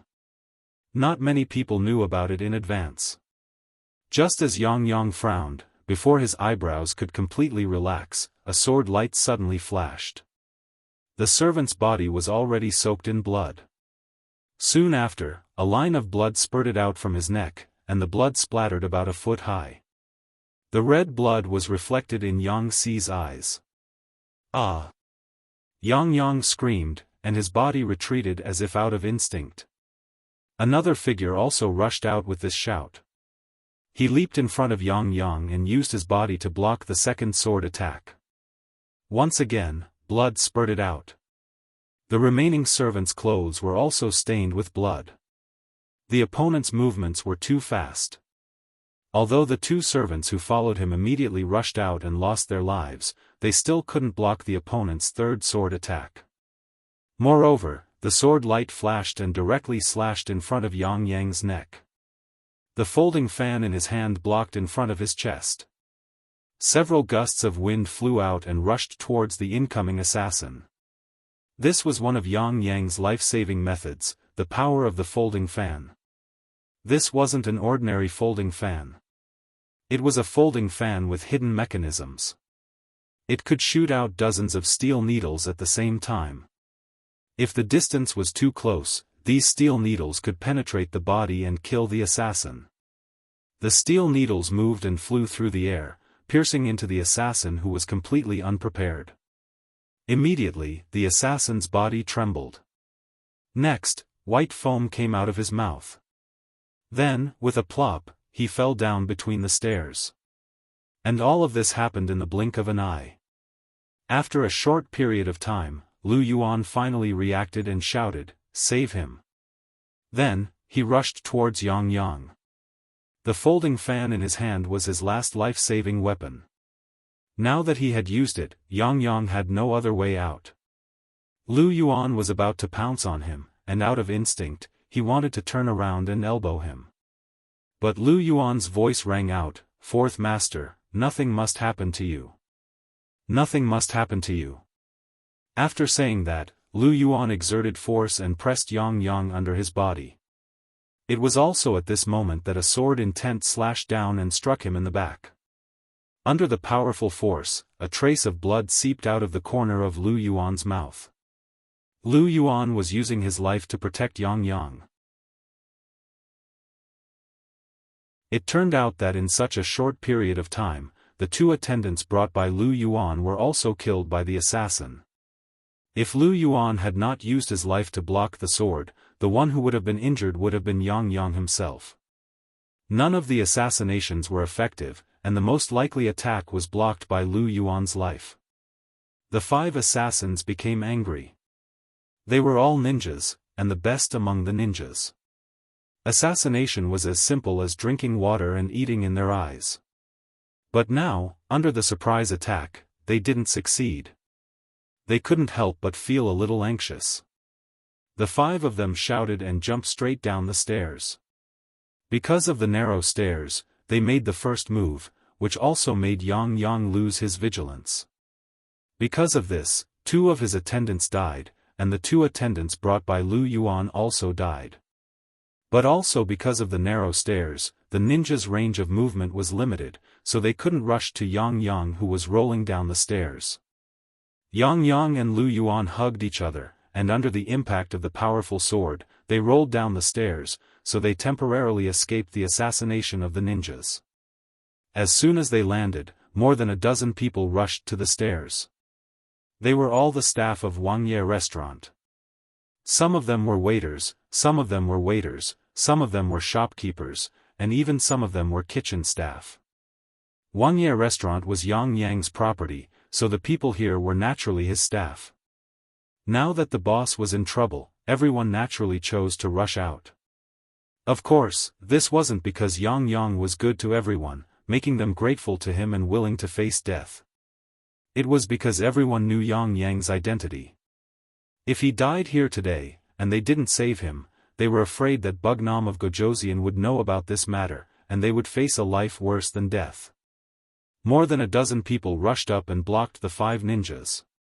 Yang Yang finally had time to stand up from the ground.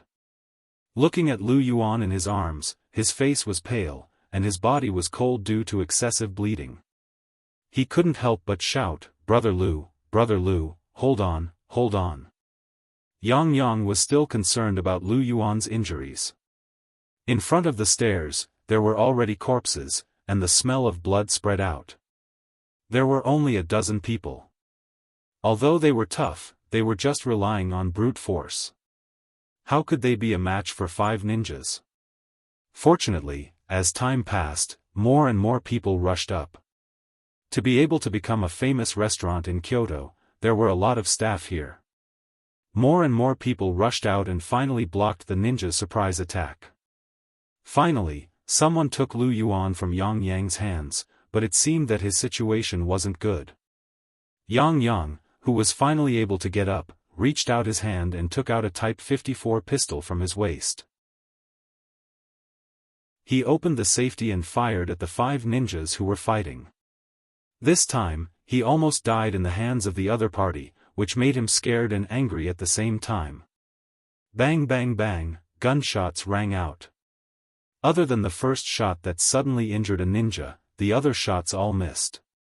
Not only did they not injure the ninja, but they also killed some of the restaurant staff. Bastard! Looking at the Type 54 pistol that had no more bullets, Yang was a little regretful. He had this pistol with him for a long time, but he was too lazy to practice shooting. Now that it was time to use it, he regretted not working hard. Gunshots rang out, and the entire Wuxia restaurant's hall became chaotic. Some diners ran out of the restaurant as fast as they could. In their view, it was too dangerous to stay here. Although Yang was in trouble, it was a great opportunity for many people. If they really saved Yang here, the benefits would be beyond their imagination. But if they wanted to do something, they first had to look at their own strength. If they rushed to save someone, they would only lose their life. Then, no one was willing to do it. The hall became more chaotic because of the people fleeing in panic. At this time, Yang loaded another magazine into the Type 54 pistol, but at this moment, he couldn't calm down at all. He knew his own shooting skills, especially when he saw his own people. This time, more and more people died, and those 5 assassins, the one who was shot had already retreated. Other than bandaging his wound, the other 4 assassins were still intact. He felt that the situation was serious. Yang had a feeling that these assassins were determined to kill him. Inside the restaurant, at least the waiters were able to put up a fight. But once he left the restaurant, then no one would be able to help him. Perhaps a single sword strike would be enough to make him fall to the ground and turn him into a corpse. Everything happened too fast. From the time when the servants around him were injured to now when the people in the restaurant ran away, it was not even half an incense stick's worth of time. It would take at least half an incense stick's worth of time for the nearby soldiers to arrive. The question was, could they hold on until then? Yang's heart was very anxious, and the assassins were also very anxious. The more time passed, the more unfavorable it would be for them. Originally, they thought that this mission would be very easy to complete, especially after they learned in advance that Yang would appear here. They were even more confident. If everything went smoothly, perhaps as long as they met face to face, they could complete the mission of assassinating the target. But who would have thought that until now, the target was still safe and sound? Although the opponents in front of them were getting fewer and fewer, who knew if other accidents would suddenly appear? We will block them here, you go and kill the target. The leader of the 5 assassins saw that if this dragged on, it was very likely that an accident would happen, so he changed his sword style and slashed out fiercely. He relied on his excessive momentum to force the waiters in front of him to retreat. Taking advantage of this time, one of the jonins in front of him shouted loudly and jumped into the air. He actually jumped over the waiters and jumped to the periphery, and also came in front of Yang who was holding a gun. What are you doing? Seeing the assassin jump in front of him, Yang instinctively raised his gun and aimed at the other party. The black muzzle of the gun was pointed at him, and the jonin couldn't help but tremble as he stood in place. As a former member of the Wuxia, ninjas were very clear about the power of the flintlock. Especially the Wuxia's flintlock, as long as one was hit by it, there would be very few good results. Now that the muzzle was in front of him, it would be a lie to say that he was not nervous at all. But when he noticed that Yang's whole arm was constantly shaking because of nervousness, the jonin felt that the opportunity was coming, and suddenly his body swayed to the right, then turned to the left and rushed over. As soon as the jonin moved, Yang also moved, and the muzzle of the gun was pointed to the right and fired. When the gunshot sounded, he found that the assassin was rushing over from the left. He was shocked, and no longer cared about anything else. He waved his hand and threw out the 54 style. It must be said that Yang also practiced some martial arts. At that time, a gentleman had 6 skills, and he was born in the Yang family, so he was taught by a famous teacher. Unfortunately, he hasn't exercised for a long time, and coupled with the rich life, his body was not as flexible as before. After the 54 style was thrown out, it only made the opponent stop for less than half a breath of time. Then, he held the sword and rushed over. The sword wind whistled through the air and went straight to Yang Yang's neck.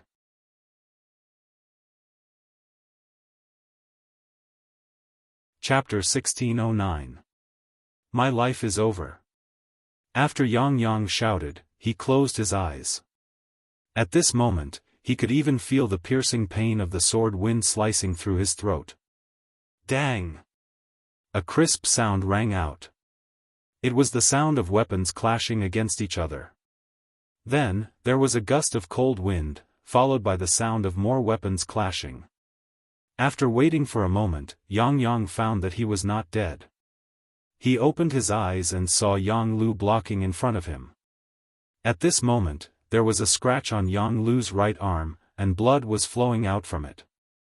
Needless to say, at the critical moment, Yang Lu must have rushed out to help him avoid the fatal blow. But because of this, Yang Lu was also injured. Who is Yang Lu?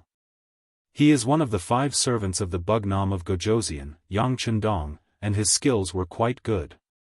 But later, because of some mistakes, he was sent to the southern Ming kingdom by Yang Chendong, and was responsible for managing the intelligence here. In the eyes of many people, he was already a marginalized person.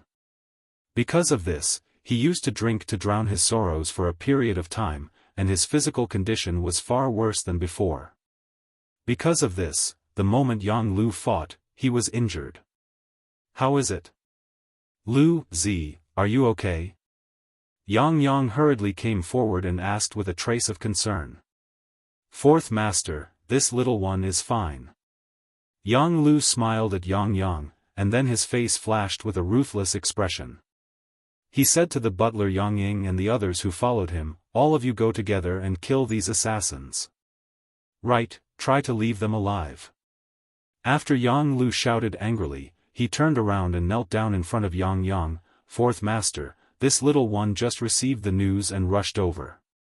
I have frightened you. It's okay, you came at the right time. Yang Yang also sighed in fear. Fortunately, Yang Lu came in time. It seems that Yang Xia's intelligence network is indeed very powerful. He can even get information about an assassination attempt. Yang Lu came with dozens of experts from the intelligence department's action department. Most importantly, these operatives were all holding pistols in their hands, which was very impressive. No matter how powerful you are, can you win against a gun? Wouldn't it be 1 in 1,000 to be selected to join the operations division of the intelligence department? 1 in 100, 1 in a dozen, 1 in a dozen, 1 in a flower, 1 in a flower. Naturally, their marksmanship wasn't as bad as Yang Yang's. When they fired their pistols, 4 of the 5 Jonins were killed on the spot. The other one was only shot in the body because they wanted to keep him alive, but his vital parts were fine. Capture him alive and ask him who ordered them to do this. Seeing that the situation was settled, Yang Lu heaved a sigh of relief and shouted loudly. Don't come over. The last remaining Jonin waved the ninja sword in his hand and placed it on his neck, threatening to kill himself if anyone came over. This action really made the members of the operations department stand rooted to the ground, not knowing what to do. Huh, you can save him once, but can you save him 10 times, or even 100 times? Let me tell you, since we have set him as our target, we will definitely kill him. Today, we were just careless, it won't be long before you die, I will wait for you on the ground, ha ha ha. After a burst of laughter and clamor, the sharp ninja sword in the Jonin's hand instantly cut his throat, and with a spurt of blood, he fell to the ground with a plop. When the members of the operations department walked forward, they found that the Jonin was no longer breathing. 5 assassins died just like that, without a single survivor. All of this was seen by Yang Yang's eyes. He should be happy, but he didn't know why. At this moment, he didn't feel happy at all. Only the words that some people said before they died flashed in his mind. You can save him once, but can you save him 10 times, or even 100 times? Yang couldn't understand who hated him to the bone and wanted to kill him. But he knew that this place was no longer safe. In other words, the entire Nanjing prefecture was no longer safe. Before killing the person behind the scenes, he must leave here and find an absolutely safe place. Then where would it be safer? Without much thought, the name of Resin City appeared in his mind. Yang suddenly grabbed Yang Lu's arm and said, "Lu, Z, immediately arrange something, I want to leave here, I want to go back to Resin City." "Oh right, you have to personally bring people to escort me." This is no problem. But shouldn't we report it to the young master?" Yang Lu revealed a difficult expression. "No need, I'm his fourth brother, when we reach Resin City, I will tell him." Yang shook his head, he didn't want to stay here for a moment longer, he just wanted to hurry back to Resin City, otherwise, he wouldn't even dare to close his eyes and sleep. "Alright." Yang Lu could only say reluctantly. After all, Yang was the young master's fourth brother, and was also one of his own masters. As a servant, he could only obey unconditionally. Yang left, and Yang Lu brought over 100 members of the intelligence department to protect him. They went straight to Fujian. There was a ship specially sent to Resin City, it was also the nearest way home. Although he had left, what he left behind for the Southern Ming Dynasty was a mess. There was no need to talk about Yang Lu's identity, luckily he didn't suffer any injuries, otherwise, he really didn't know how to explain it to Bugnam of Gojoseon. The current situation was already a little tense, and the development of the situation had greatly exceeded the expectations of the Southern Ming. If a war really broke out now, how could the Southern Ming that wasn't fully prepared be their opponent? Perhaps a war would break out one day, but it definitely wasn't now. Hence, Yang Lu's problem at this time was indeed a headache. From the report of the genie guards, the 5 assassins were all dead, no one was alive. The Southern Ming Imperial Court was even more depressed. It would be better if they caught the real culprit, it would be best if they could interrogate the mastermind. That way, the Southern Ming would be able to remove themselves from this problem. However, the problem now was that the assassins were all dead, and the identity of the culprit had become a mystery. If this pot of shit wasn't handled properly, the Southern Ming Imperial Court would have to bear the responsibility. Investigate carefully and find out who did it. The Southern Ming Imperial Court isn't afraid of trouble, but we definitely won't be casually used by others. Ingzong Zhu Qizhen gave the order, and the genie guards in the city immediately moved. However, facing an extremely well-organized assassin organization, how could it be so easy to find the mastermind? In the end, after investigating, they still couldn't find any clues. Yang Chendong also received a telegram from the Security Bureau 4 hours after the incident. Someone wants to harm fourth brother?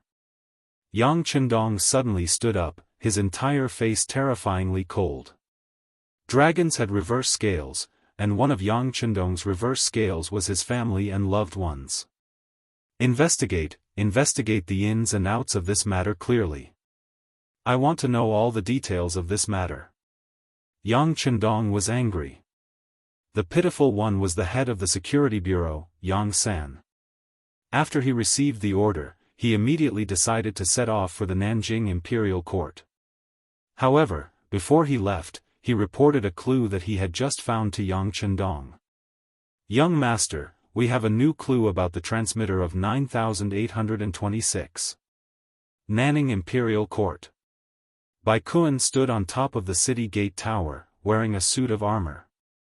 In the past 2 days, after countless psychological struggles, he finally made a decision before he received the Southern Ming Imperial Court's decree. That was to fight against the 5-star army. There was a high possibility that he would lose this battle, but he still had to do it. Since he had already surrendered to the Southern Ming Imperial Court, he could only walk this path to the end. He had once surrendered to the southern Ming imperial court from the Three Provinces army. If he surrendered to the Five-Star Army from the southern Ming imperial court, wouldn't he be like Lu Bu, a slave of 3 surnames? Think about it, Lu Bu was the #1 general during the Three Kingdoms era, but what good end did he have at that time, and what good reputation did he have today? No. Just the sign of a slave of 3 surnames nailed him to the pillar of shame, never to rise again. With such a living example in front of him, Bai Kun didn't want to be such a person. Of course, the most important thing that prompted him to make such a decision was that the day after he surrendered to the southern Ming imperial court and met Zhou Xiang, his family was forced to be sent to the capital of the southern Ming imperial court. Gloriously, it was to protect his family and let them go to the capital to enjoy life. However, no one could see that this was simply treating his family as hostages. For the safety of his family, Bai Kun could only do this. After making the decision, all the soldiers in the Nanning imperial court were gathered by him.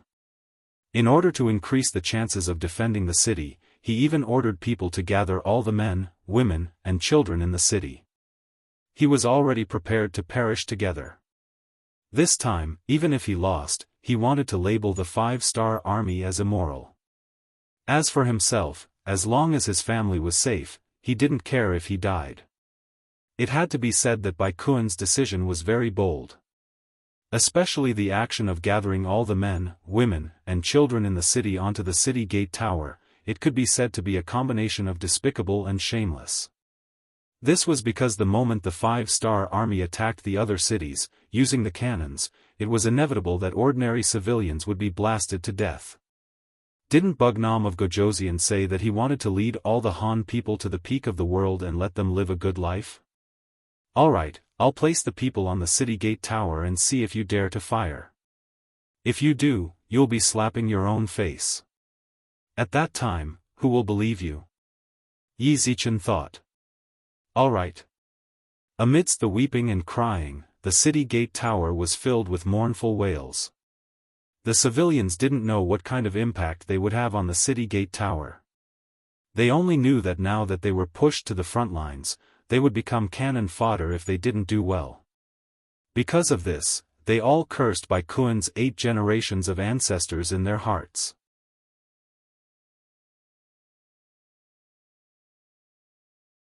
Chapter 1610. However, this kind of greeting was obviously useless. How could a person who wasn't even afraid of death be afraid of being cursed by others?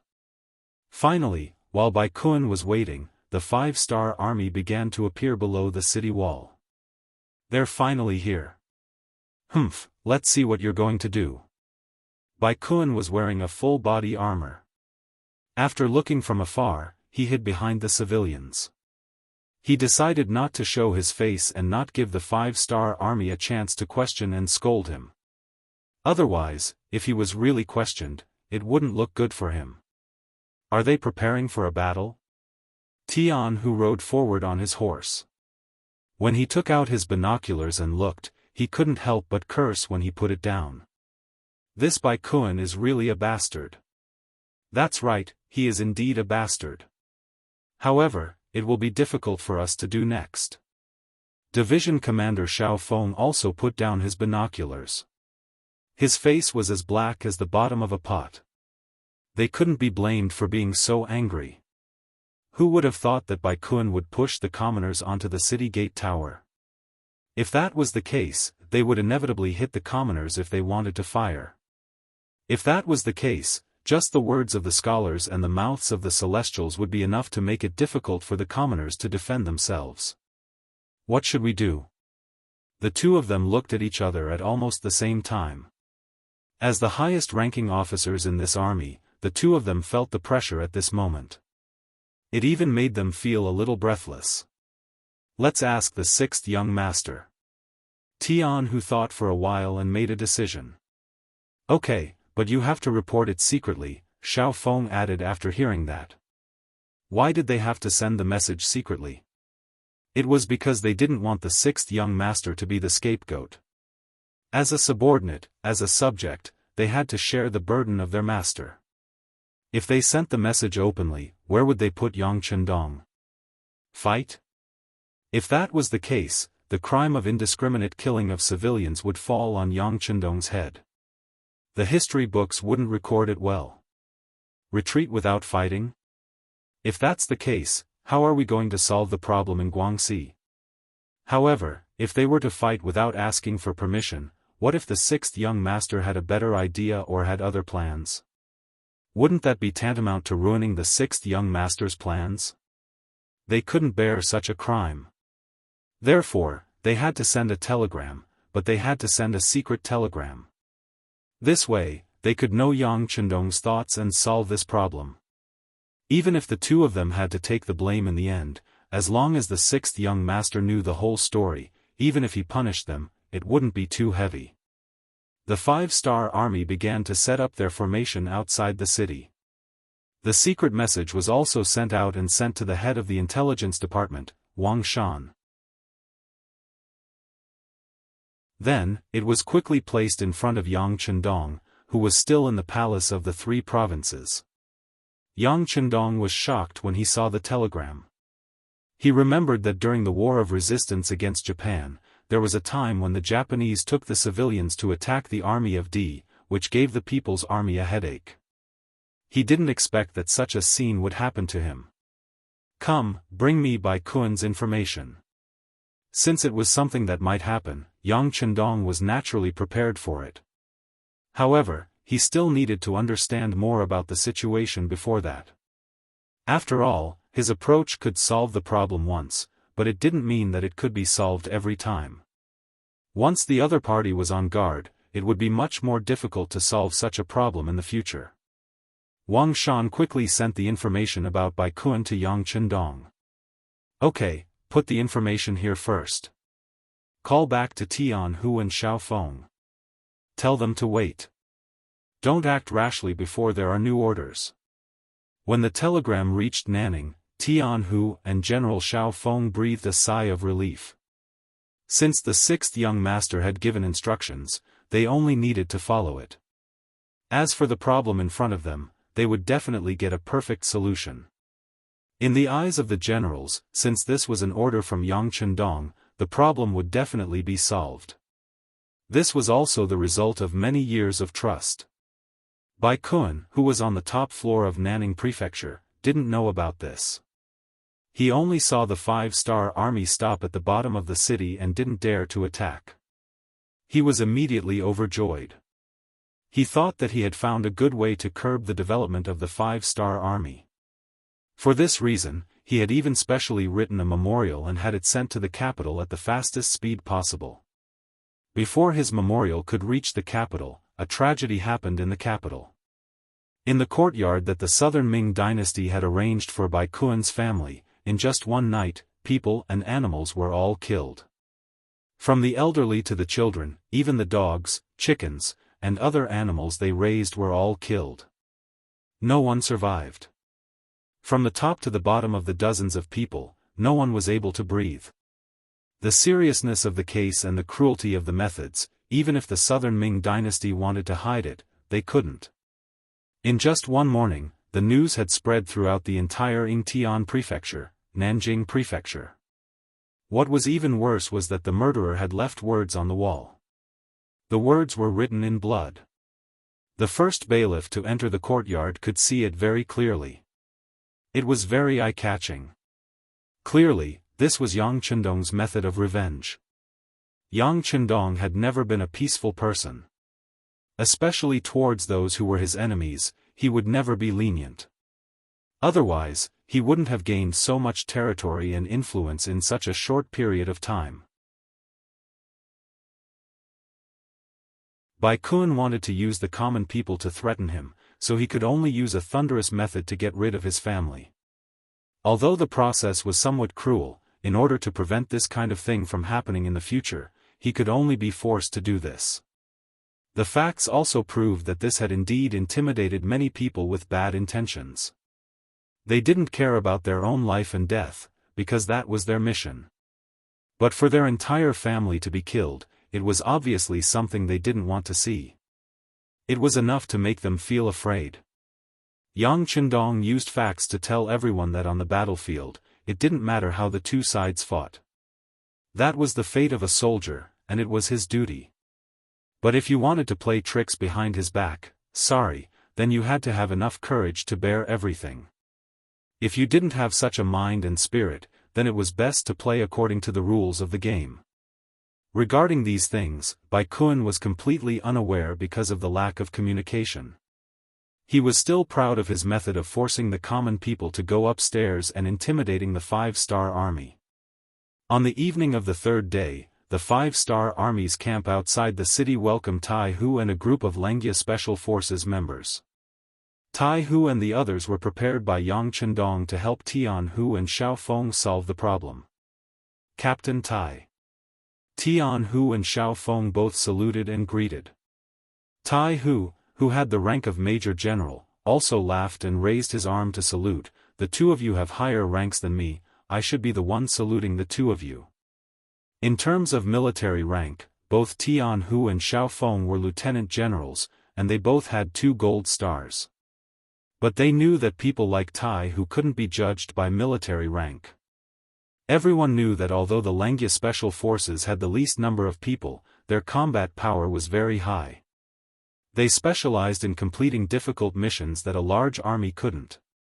Of course, the most important point was that the Lengia Special Forces members weren't under the jurisdiction of the 5-star army's army. They were under their own rule and were only under the control of Yang Chendong. Even if the 6th young master wasn't around, they would only listen to the eldest prince, who was also Yang Xie's successor, Yang Bo's orders. Just based on this, they couldn't be compared to him.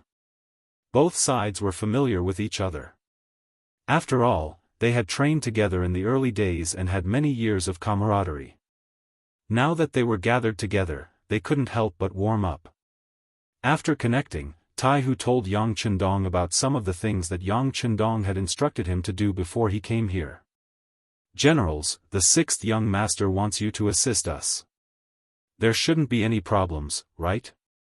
Since it was Yang Chendong's order, Tian Hu and Xiao Feng naturally didn't have any objections. After nodding their heads, they said in unison, "We will obey the 6th young master's order. Captain Tai, please tell us what to do." "Okay, then I'll be overconfident." Tai Hu laughed, then walked to the sand table and began to arrange the combat mission. The morning of the 4th day. The weather was beautiful, and the wind was gentle and the sun was bright. The sun hung high in the sky, and there weren't even many white clouds. Bai Kun slept until dawn. When he woke up in the morning, he looked up at the sky and couldn't help but sigh. Good weather. Then, with the help of his bodyguards, he put on his armor and went up the city gate tower. Before they could reach the top of the city wall, someone had already reported that the 5-star army had started to move. The 5-star army's field cannons had also started to advance. What? Do they really dare? Hearing this, Bai Kun's face tensed up. He was most afraid that the 5-star army would disregard all criticism and launch a fierce attack. In this way, although the other side would also be criticized by the public, the first to die would be him. This was something he absolutely didn't want to see. He hurriedly went up the city gate tower and saw the cannons continuously moving forward. Not only that, the 5-star army also split up. A large number of cavalry moved towards the north and south gates. What are they doing? Bai Kun was puzzled at first. After thinking it through, he couldn't help but let out a sigh of relief. What? Do they want to play a trick of surprise? Then you are destined to miscalculate. On the other city gate towers, I have also arranged for many civilians. Unless you dare to risk universal condemnation, you can dream of attacking the city. The 5-star army's actions didn't make Bai Kun feel afraid. He had a feeling that the other side was just bluffing. They wouldn't dare to casually attack civilians. Since that was the case, what was there for him to worry about? Bai Kun's heart calmed down. However, what he didn't know was that in the sky above him, there was an air force flying over.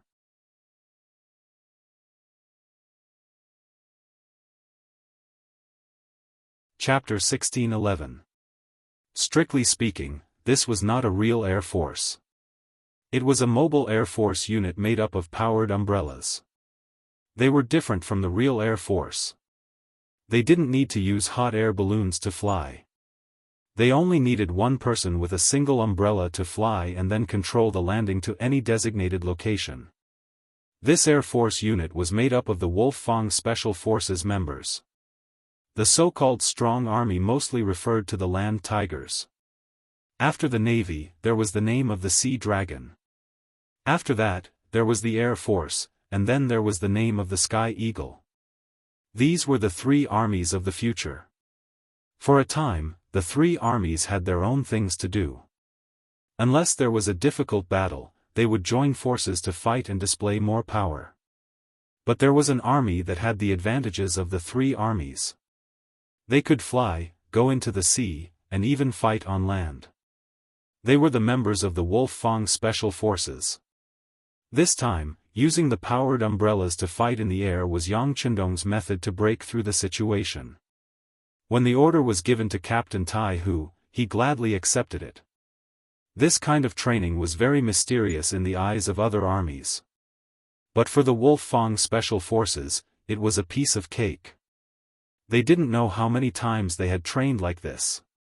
They had already reached the realm of advancing and retreating freely.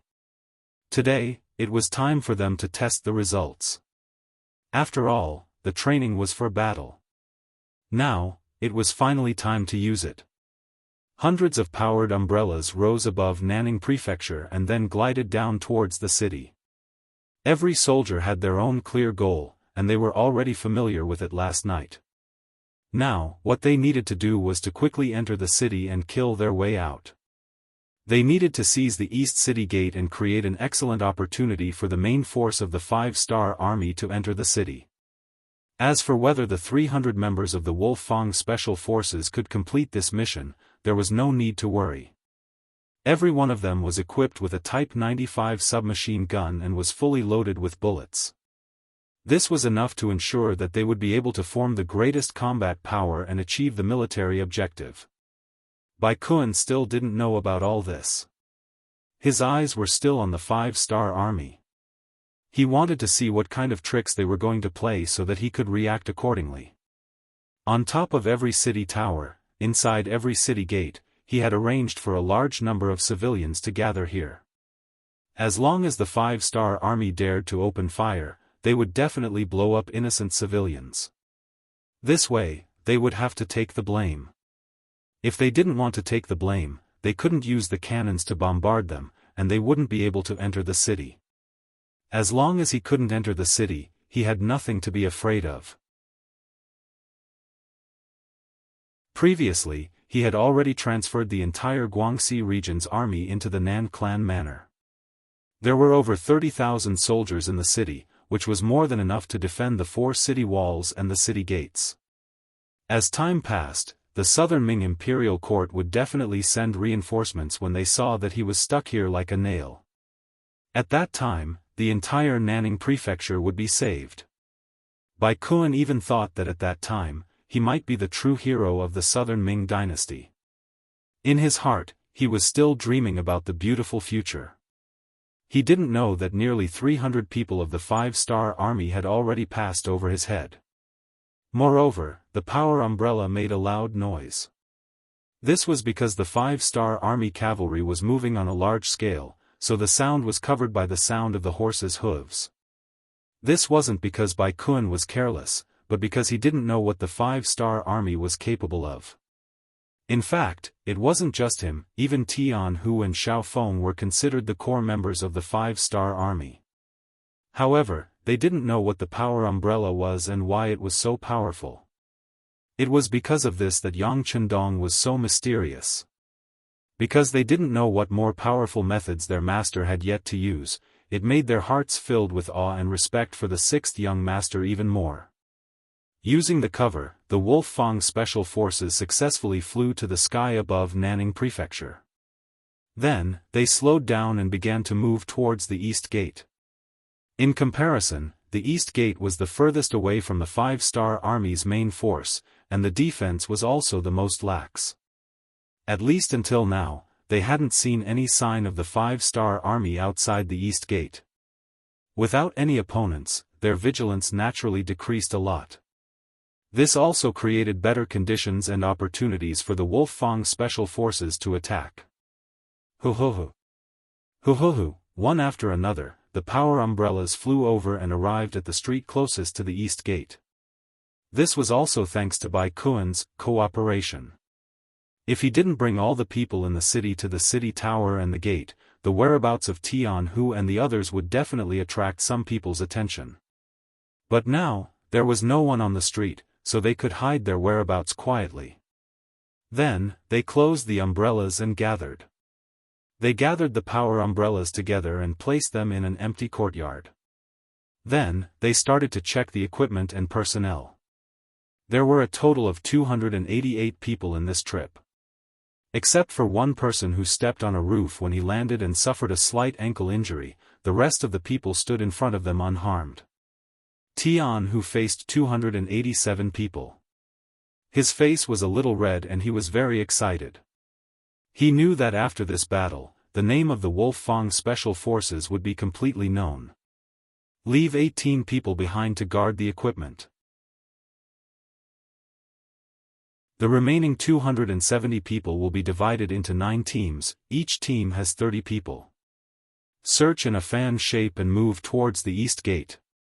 Remember, unless you encounter the enemy's main force, it's better not to fire if you don't have to. Do you understand? Jianghu asked loudly. In the entire team, except for the 18 people who were about to be left behind, the rest of the 270 people answered in unison. If it weren't for the fact that they were in the enemy's heart and couldn't shout loudly, their shouts would have caused the earth to shake. In the following time, they formed the teams. Except for the injured person, 17 people were left behind unwillingly to guard the equipment. The other 9 teams were quickly organized and then followed their respective team leaders to search in the direction of the target. When the Wolf-Fang Special Forces was established, one of the earliest tasks was to carry out the beheading operation. Therefore, their vigilance was extremely high. For example, how to camouflage and move forward in the enemy's rear was their specialty. 9 teams with a total of 270 people moved together. This could be said to be the biggest operation of the Wolf-Fang Special Forces in the enemy's rear. Everyone knew the importance of this task, so they were very careful when they moved forward. No one wanted to drag the whole team down because of their own reasons. The result of their concerted efforts was that they were not discovered by anyone until they moved to the East Gate. Team 3 and Team 4 will take the initiative to attack. The other teams will protect them. If things go wrong, you can choose to shoot. When they moved to a place 1 mile away from the East Gate, Jianghu made a gesture to stop the team and start to arrange the situation. 5 minutes later, Teams 3 and 4 with a total of 60 people became the first echelon. They walked out of the darkness and moved toward the East Gate, which was slightly empty. These 60 soldiers were all wearing the military uniform of the South Ming Army. This was one of the items they had obtained when they encountered the patrol team of the South Ming Army. Now was the time to borrow this flag. Outside the East Gate, the soldiers of the South Ming Army stood in a mess. Some of them had even leaned against the bricks below the city gate tower, closing their eyes to rest or taking a short nap. The soldiers would only open their eyes when the civilians under the city gate moved. Then, they would reveal a ferocious look, warning and threatening the innocent civilians not to move. Otherwise, the consequences would be very serious. When Taihu and the others saw this through the binoculars, they gritted their teeth in hatred. Was this how the strong bullied the weak and the strong bullied the weak? Did they only know how to threaten the defenseless civilians? What kind of ability was this? Fortunately, Teams 3 and 4 attacked at this moment. It was time to save the civilians. They were all wearing the military uniform of the South Ming Army and looked like they had just returned from a patrol. Even if some of the South Ming Army saw them, they did not think much of it and continued to do what they were supposed to do. After all, they were on the same side and there was nothing to be suspicious about. 400 meters. 300 meters.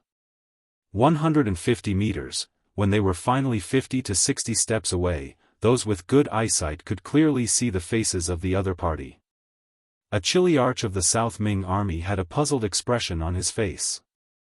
He realized that he did not recognize a single one of the South Ming army. He did not even recognize a single one of them. This unexpected situation attracted the attention of the chilly arch. He could not help but shout, "Which general are you under? Why do you look so unfamiliar?" This shout also attracted the attention of the other South Ming army soldiers. Everyone looked at these people with puzzled expressions. The captain of the third team was Shou Ho. He had already expected this to happen and did not panic. Instead, he laughed and said, "I am General by Kuen's personal guard. This time, I am here to inspect you. I say, your vigilance is not bad. The city gate is so tightly sealed. You can't be thinking that the 5-star army is so resourceful that they can fly into the city, right?" This explanation immediately attracted a wave of laughter. It was clear that everyone had the same thought. They did not think that the 5-star army could enter the city with such a tight seal. In addition, Shou Ho said that he was Lord by Kuen's personal guard. Just this identity alone was enough to make everyone look up to him. So it is Lord Personal Guard. Forgive my poor eyesight. Quickly come and rest. The chilly arch revealed a fawning smile.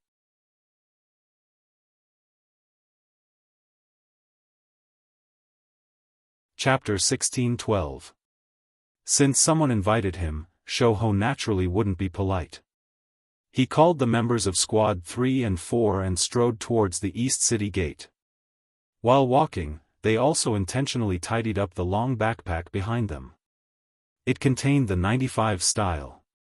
Completely caught off guard, Shou Ho brought his men to the side of the chilly arch. The other members also began to move closer to the other soldiers of the Southern Ming army. A silent killing intent was spreading. The chilly arch seemed to be a chatterbox, but he also seemed to have a friendly personality. When he saw Skinny Monkey standing in front of him, he walked up with a smile. Then, he noticed the long cloth bag and asked curiously, "Lord Bodyguard, may I know what this is?" "Why? Do you want to know?" Shou Ho didn't have any intention to refuse. He smiled and took the long cloth from his back and placed it in front of the chilly arch. Can I see it?" "In that case, I'd like to broaden my horizons," the chilly arch chuckled with an intrigued look on his face. It seemed that everyone was very curious about the unknown. At this moment, not only the chilly arch, but the other Southern Ming soldiers also came to the side of the Lengia Special Forces members with curious looks. Even the Southern Ming soldiers who were responsible for guarding the civilians also gathered. "Oh, I see. Then I'll show it to you. This is the secret weapon prepared by Lord Bai Kuen."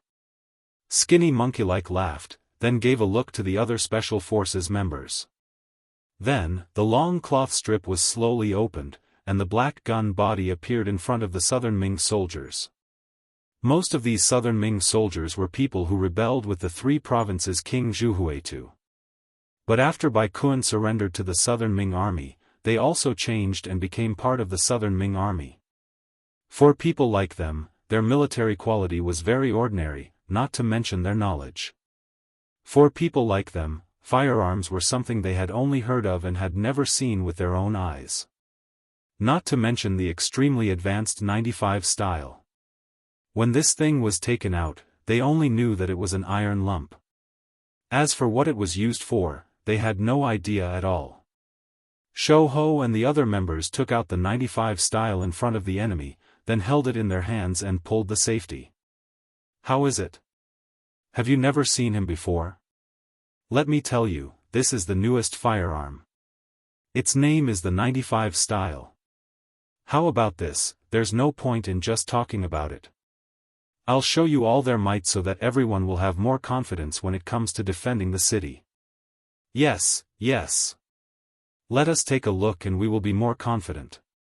The southern Ming soldiers nodded in agreement. They didn't know that at this time, they had already taken a step into the gates of hell. Skinny Monkey and the others didn't expect things to go so smoothly. Each of the team members quickly communicated with each other with their eyes. Skinny Monkey even straightforwardly made a hand gesture. This was not only for the 59 team members beside him to see, but also for Captain Tai Tiger, who was a mile away. He was sending the signal to attack. Fire. Everything was ready. The Chili Arch was still standing together with the soldiers, waiting to watch the show. Suddenly, they realized that the black muzzles were pointed at them. Before they could react and understand what was going on, gunshots rang out. Bullets flew out from the muzzles as if they had eyes and hit their bodies. In exchange, the southern Ming soldiers fell to the ground one after another. Their bodies were strangely identical, with bullet holes that were bleeding. At such a close distance, and when the enemy wasn't prepared, the 1,000 southern Ming soldiers didn't even have time to react before they fell to the ground one by one. The originally bustling East City Tower instantly became much more spacious. Charge! Tai Tiger was overjoyed when he saw all of this. Skinny Monkey and the others had successfully completed their mission and occupied the East City Gate. Now, it was time for him to launch his attack. He stood up and gave the order to the other members of the Special Forces to charge. At the same time, he raised his hand and shot a red signal flare into the sky, signaling to the 5-star Army cavalry outside the city to attack. The first to be frightened by the sudden change on the city tower were the commoners who were driven into the city. Just a moment ago, they saw the southern Ming soldiers surrounding Skinny Monkey and the others. But in just a short while, all of them fell to the ground and became corpses. What kind of powerful weapons were these people holding? Also, if these people wanted to attack them with guns, what should they do? Wait for death? Even at this time, the commoners were still cowering and huddling together. No one thought of resisting with their lives. It had to be said that this was also a kind of tragedy. Someone once said that when the Japanese invaded China, 2 Japanese soldiers were enough to watch over 2,000 people and make them not dare to act rashly. That was a scene that people didn't dare to imagine. But this was the most realistic portrayal of what happened to the commoners. This was the behavior of the foolish commoners. The way they were educated made them listen to everything that happened. Without anyone leading them, even if they knew that they would die, they would still accept it. They didn't even have the thought of resisting. It really made people angry, and sad. However, this kind of thing wouldn't happen in the future. After becoming a Yangxia citizen, they would be educated and learn how to read and learn. At that time, they would know that people's lives were equal. If others wanted to kill them, they would kill them back. This was a legitimate defense and also a result of human nature. In this way, if someone wanted to harm the Han people in the future, they would have to wait for the countless Han people to stand up and resist them. At that time, even if you were a devil, the commoners would work together to tear you to pieces and defeat you. Back in the real world, Tai Hu and the others started to charge. After the southern Ming soldiers on the city tower noticed that something was wrong, they started to send troops to attack the city gate. Instantly, gunshots rang out and the soldiers of the South Ming dynasty fell into a pool of blood. When Tai Hu and the others started to charge, Skinny Monkey also came in front of the commoners and said loudly to them, "We are the 5-star army. We are here to save you. In order to survive, please help us open the city gate and welcome the 5-star army into the city. Don't worry, at that time, no one will be able to threaten your lives. As long as your actions are reasonable and legal, you will be the proud Han people in the future. No one will dare to bully you anymore. I can guarantee that." Hearing Skinny Monkey say that he was sent by the 5-star army to save them, there was no need for any guarantees. The commoners all became excited. In the past, there were some rumors about the 5-star army, saying that they were very good to the Han people. If there were people who didn't believe it, when they were defending the city, the 5-star army didn't use cannons to blast open the city gate and injure them. Therefore, at this moment, there was no need for Skinny Monkey to guarantee anything. All of the commoners chose to believe him. What are you waiting for? Open the city gate and let the 5-star army in. Among the commoners, someone finally reacted and shouted. The commoners were like this. Once someone took the lead, they could display unimaginable strength. With everyone working together, the thick city gate was pushed open. At this moment, smoke and dust could be seen rising from the east gate. That was the scene of the 5-star army's cavalry from the north and south of the city. Very good, you have used your actions to save your own lives. You have done very well. However, there are still many commoners like you who are being used at the other 3 city gates. If you are willing, you can come with us to save more commoners. As the saying goes, saving a life is better than building a 7-storied pagoda. Your chance to accumulate good karma has come. Of course, if you don't want to go, no one will force you. As long as you stay here, your safety will be guaranteed. Skinny Monkey was still using his words to encourage the commoners. This was because this step was the first step for them to change. Under Skinny Monkey's persuasion, and with the thought that saving people could accumulate good karma, the main reason was that many of the commoners' relatives were still at the other city gates and they indeed needed their help. Therefore, this suggestion quickly gained the support of most of the commoners. At this moment, more and more commoners responded, and Skinny Monkey's team continued to expand. Good, then everyone get ready. When the main cavalry of the 5-star army enters the city, we will go to the other city gates. At that time, how many commoners we can save will depend on you. Skinny Monkey was very satisfied with the commoners' performance and immediately grinned. In front of the city gate, Taihu led 7 small teams to snipe the South Ming army coming down from the top of the city gate. Those who were able to join the Wolf Fang special forces and passed the assessment were all very skilled. As for the marksmanship, it was the focus of their training. Not all of them were sharpshooters, but they were not far from it. When they unleashed their godly spear techniques, none of the southern Ming soldiers who rushed down the city walls were able to escape. They were all shot to death. Thousands of people rushed down continuously, but none of them could reach the city gate. The general guarding the east city was finally afraid. He no longer sent people to attack the city gate. Instead, he lit up a thick smoke and began to warn them. At this moment, countless cavalry soldiers of the First Army entered the city through the east city gate. At this point, the scales of victory began to tilt. Bai Kun was still watching the performance of the 5-star army on the West City Gate Tower. When he saw the cavalry of the 5-star army constantly moving and the ground rumbling, he had already changed from the initial fear to the current calm. You're tuning in to the Unparalleled SwordWill YouTube channel. Don't forget to subscribe and join us on this journey to catch the most captivating stories.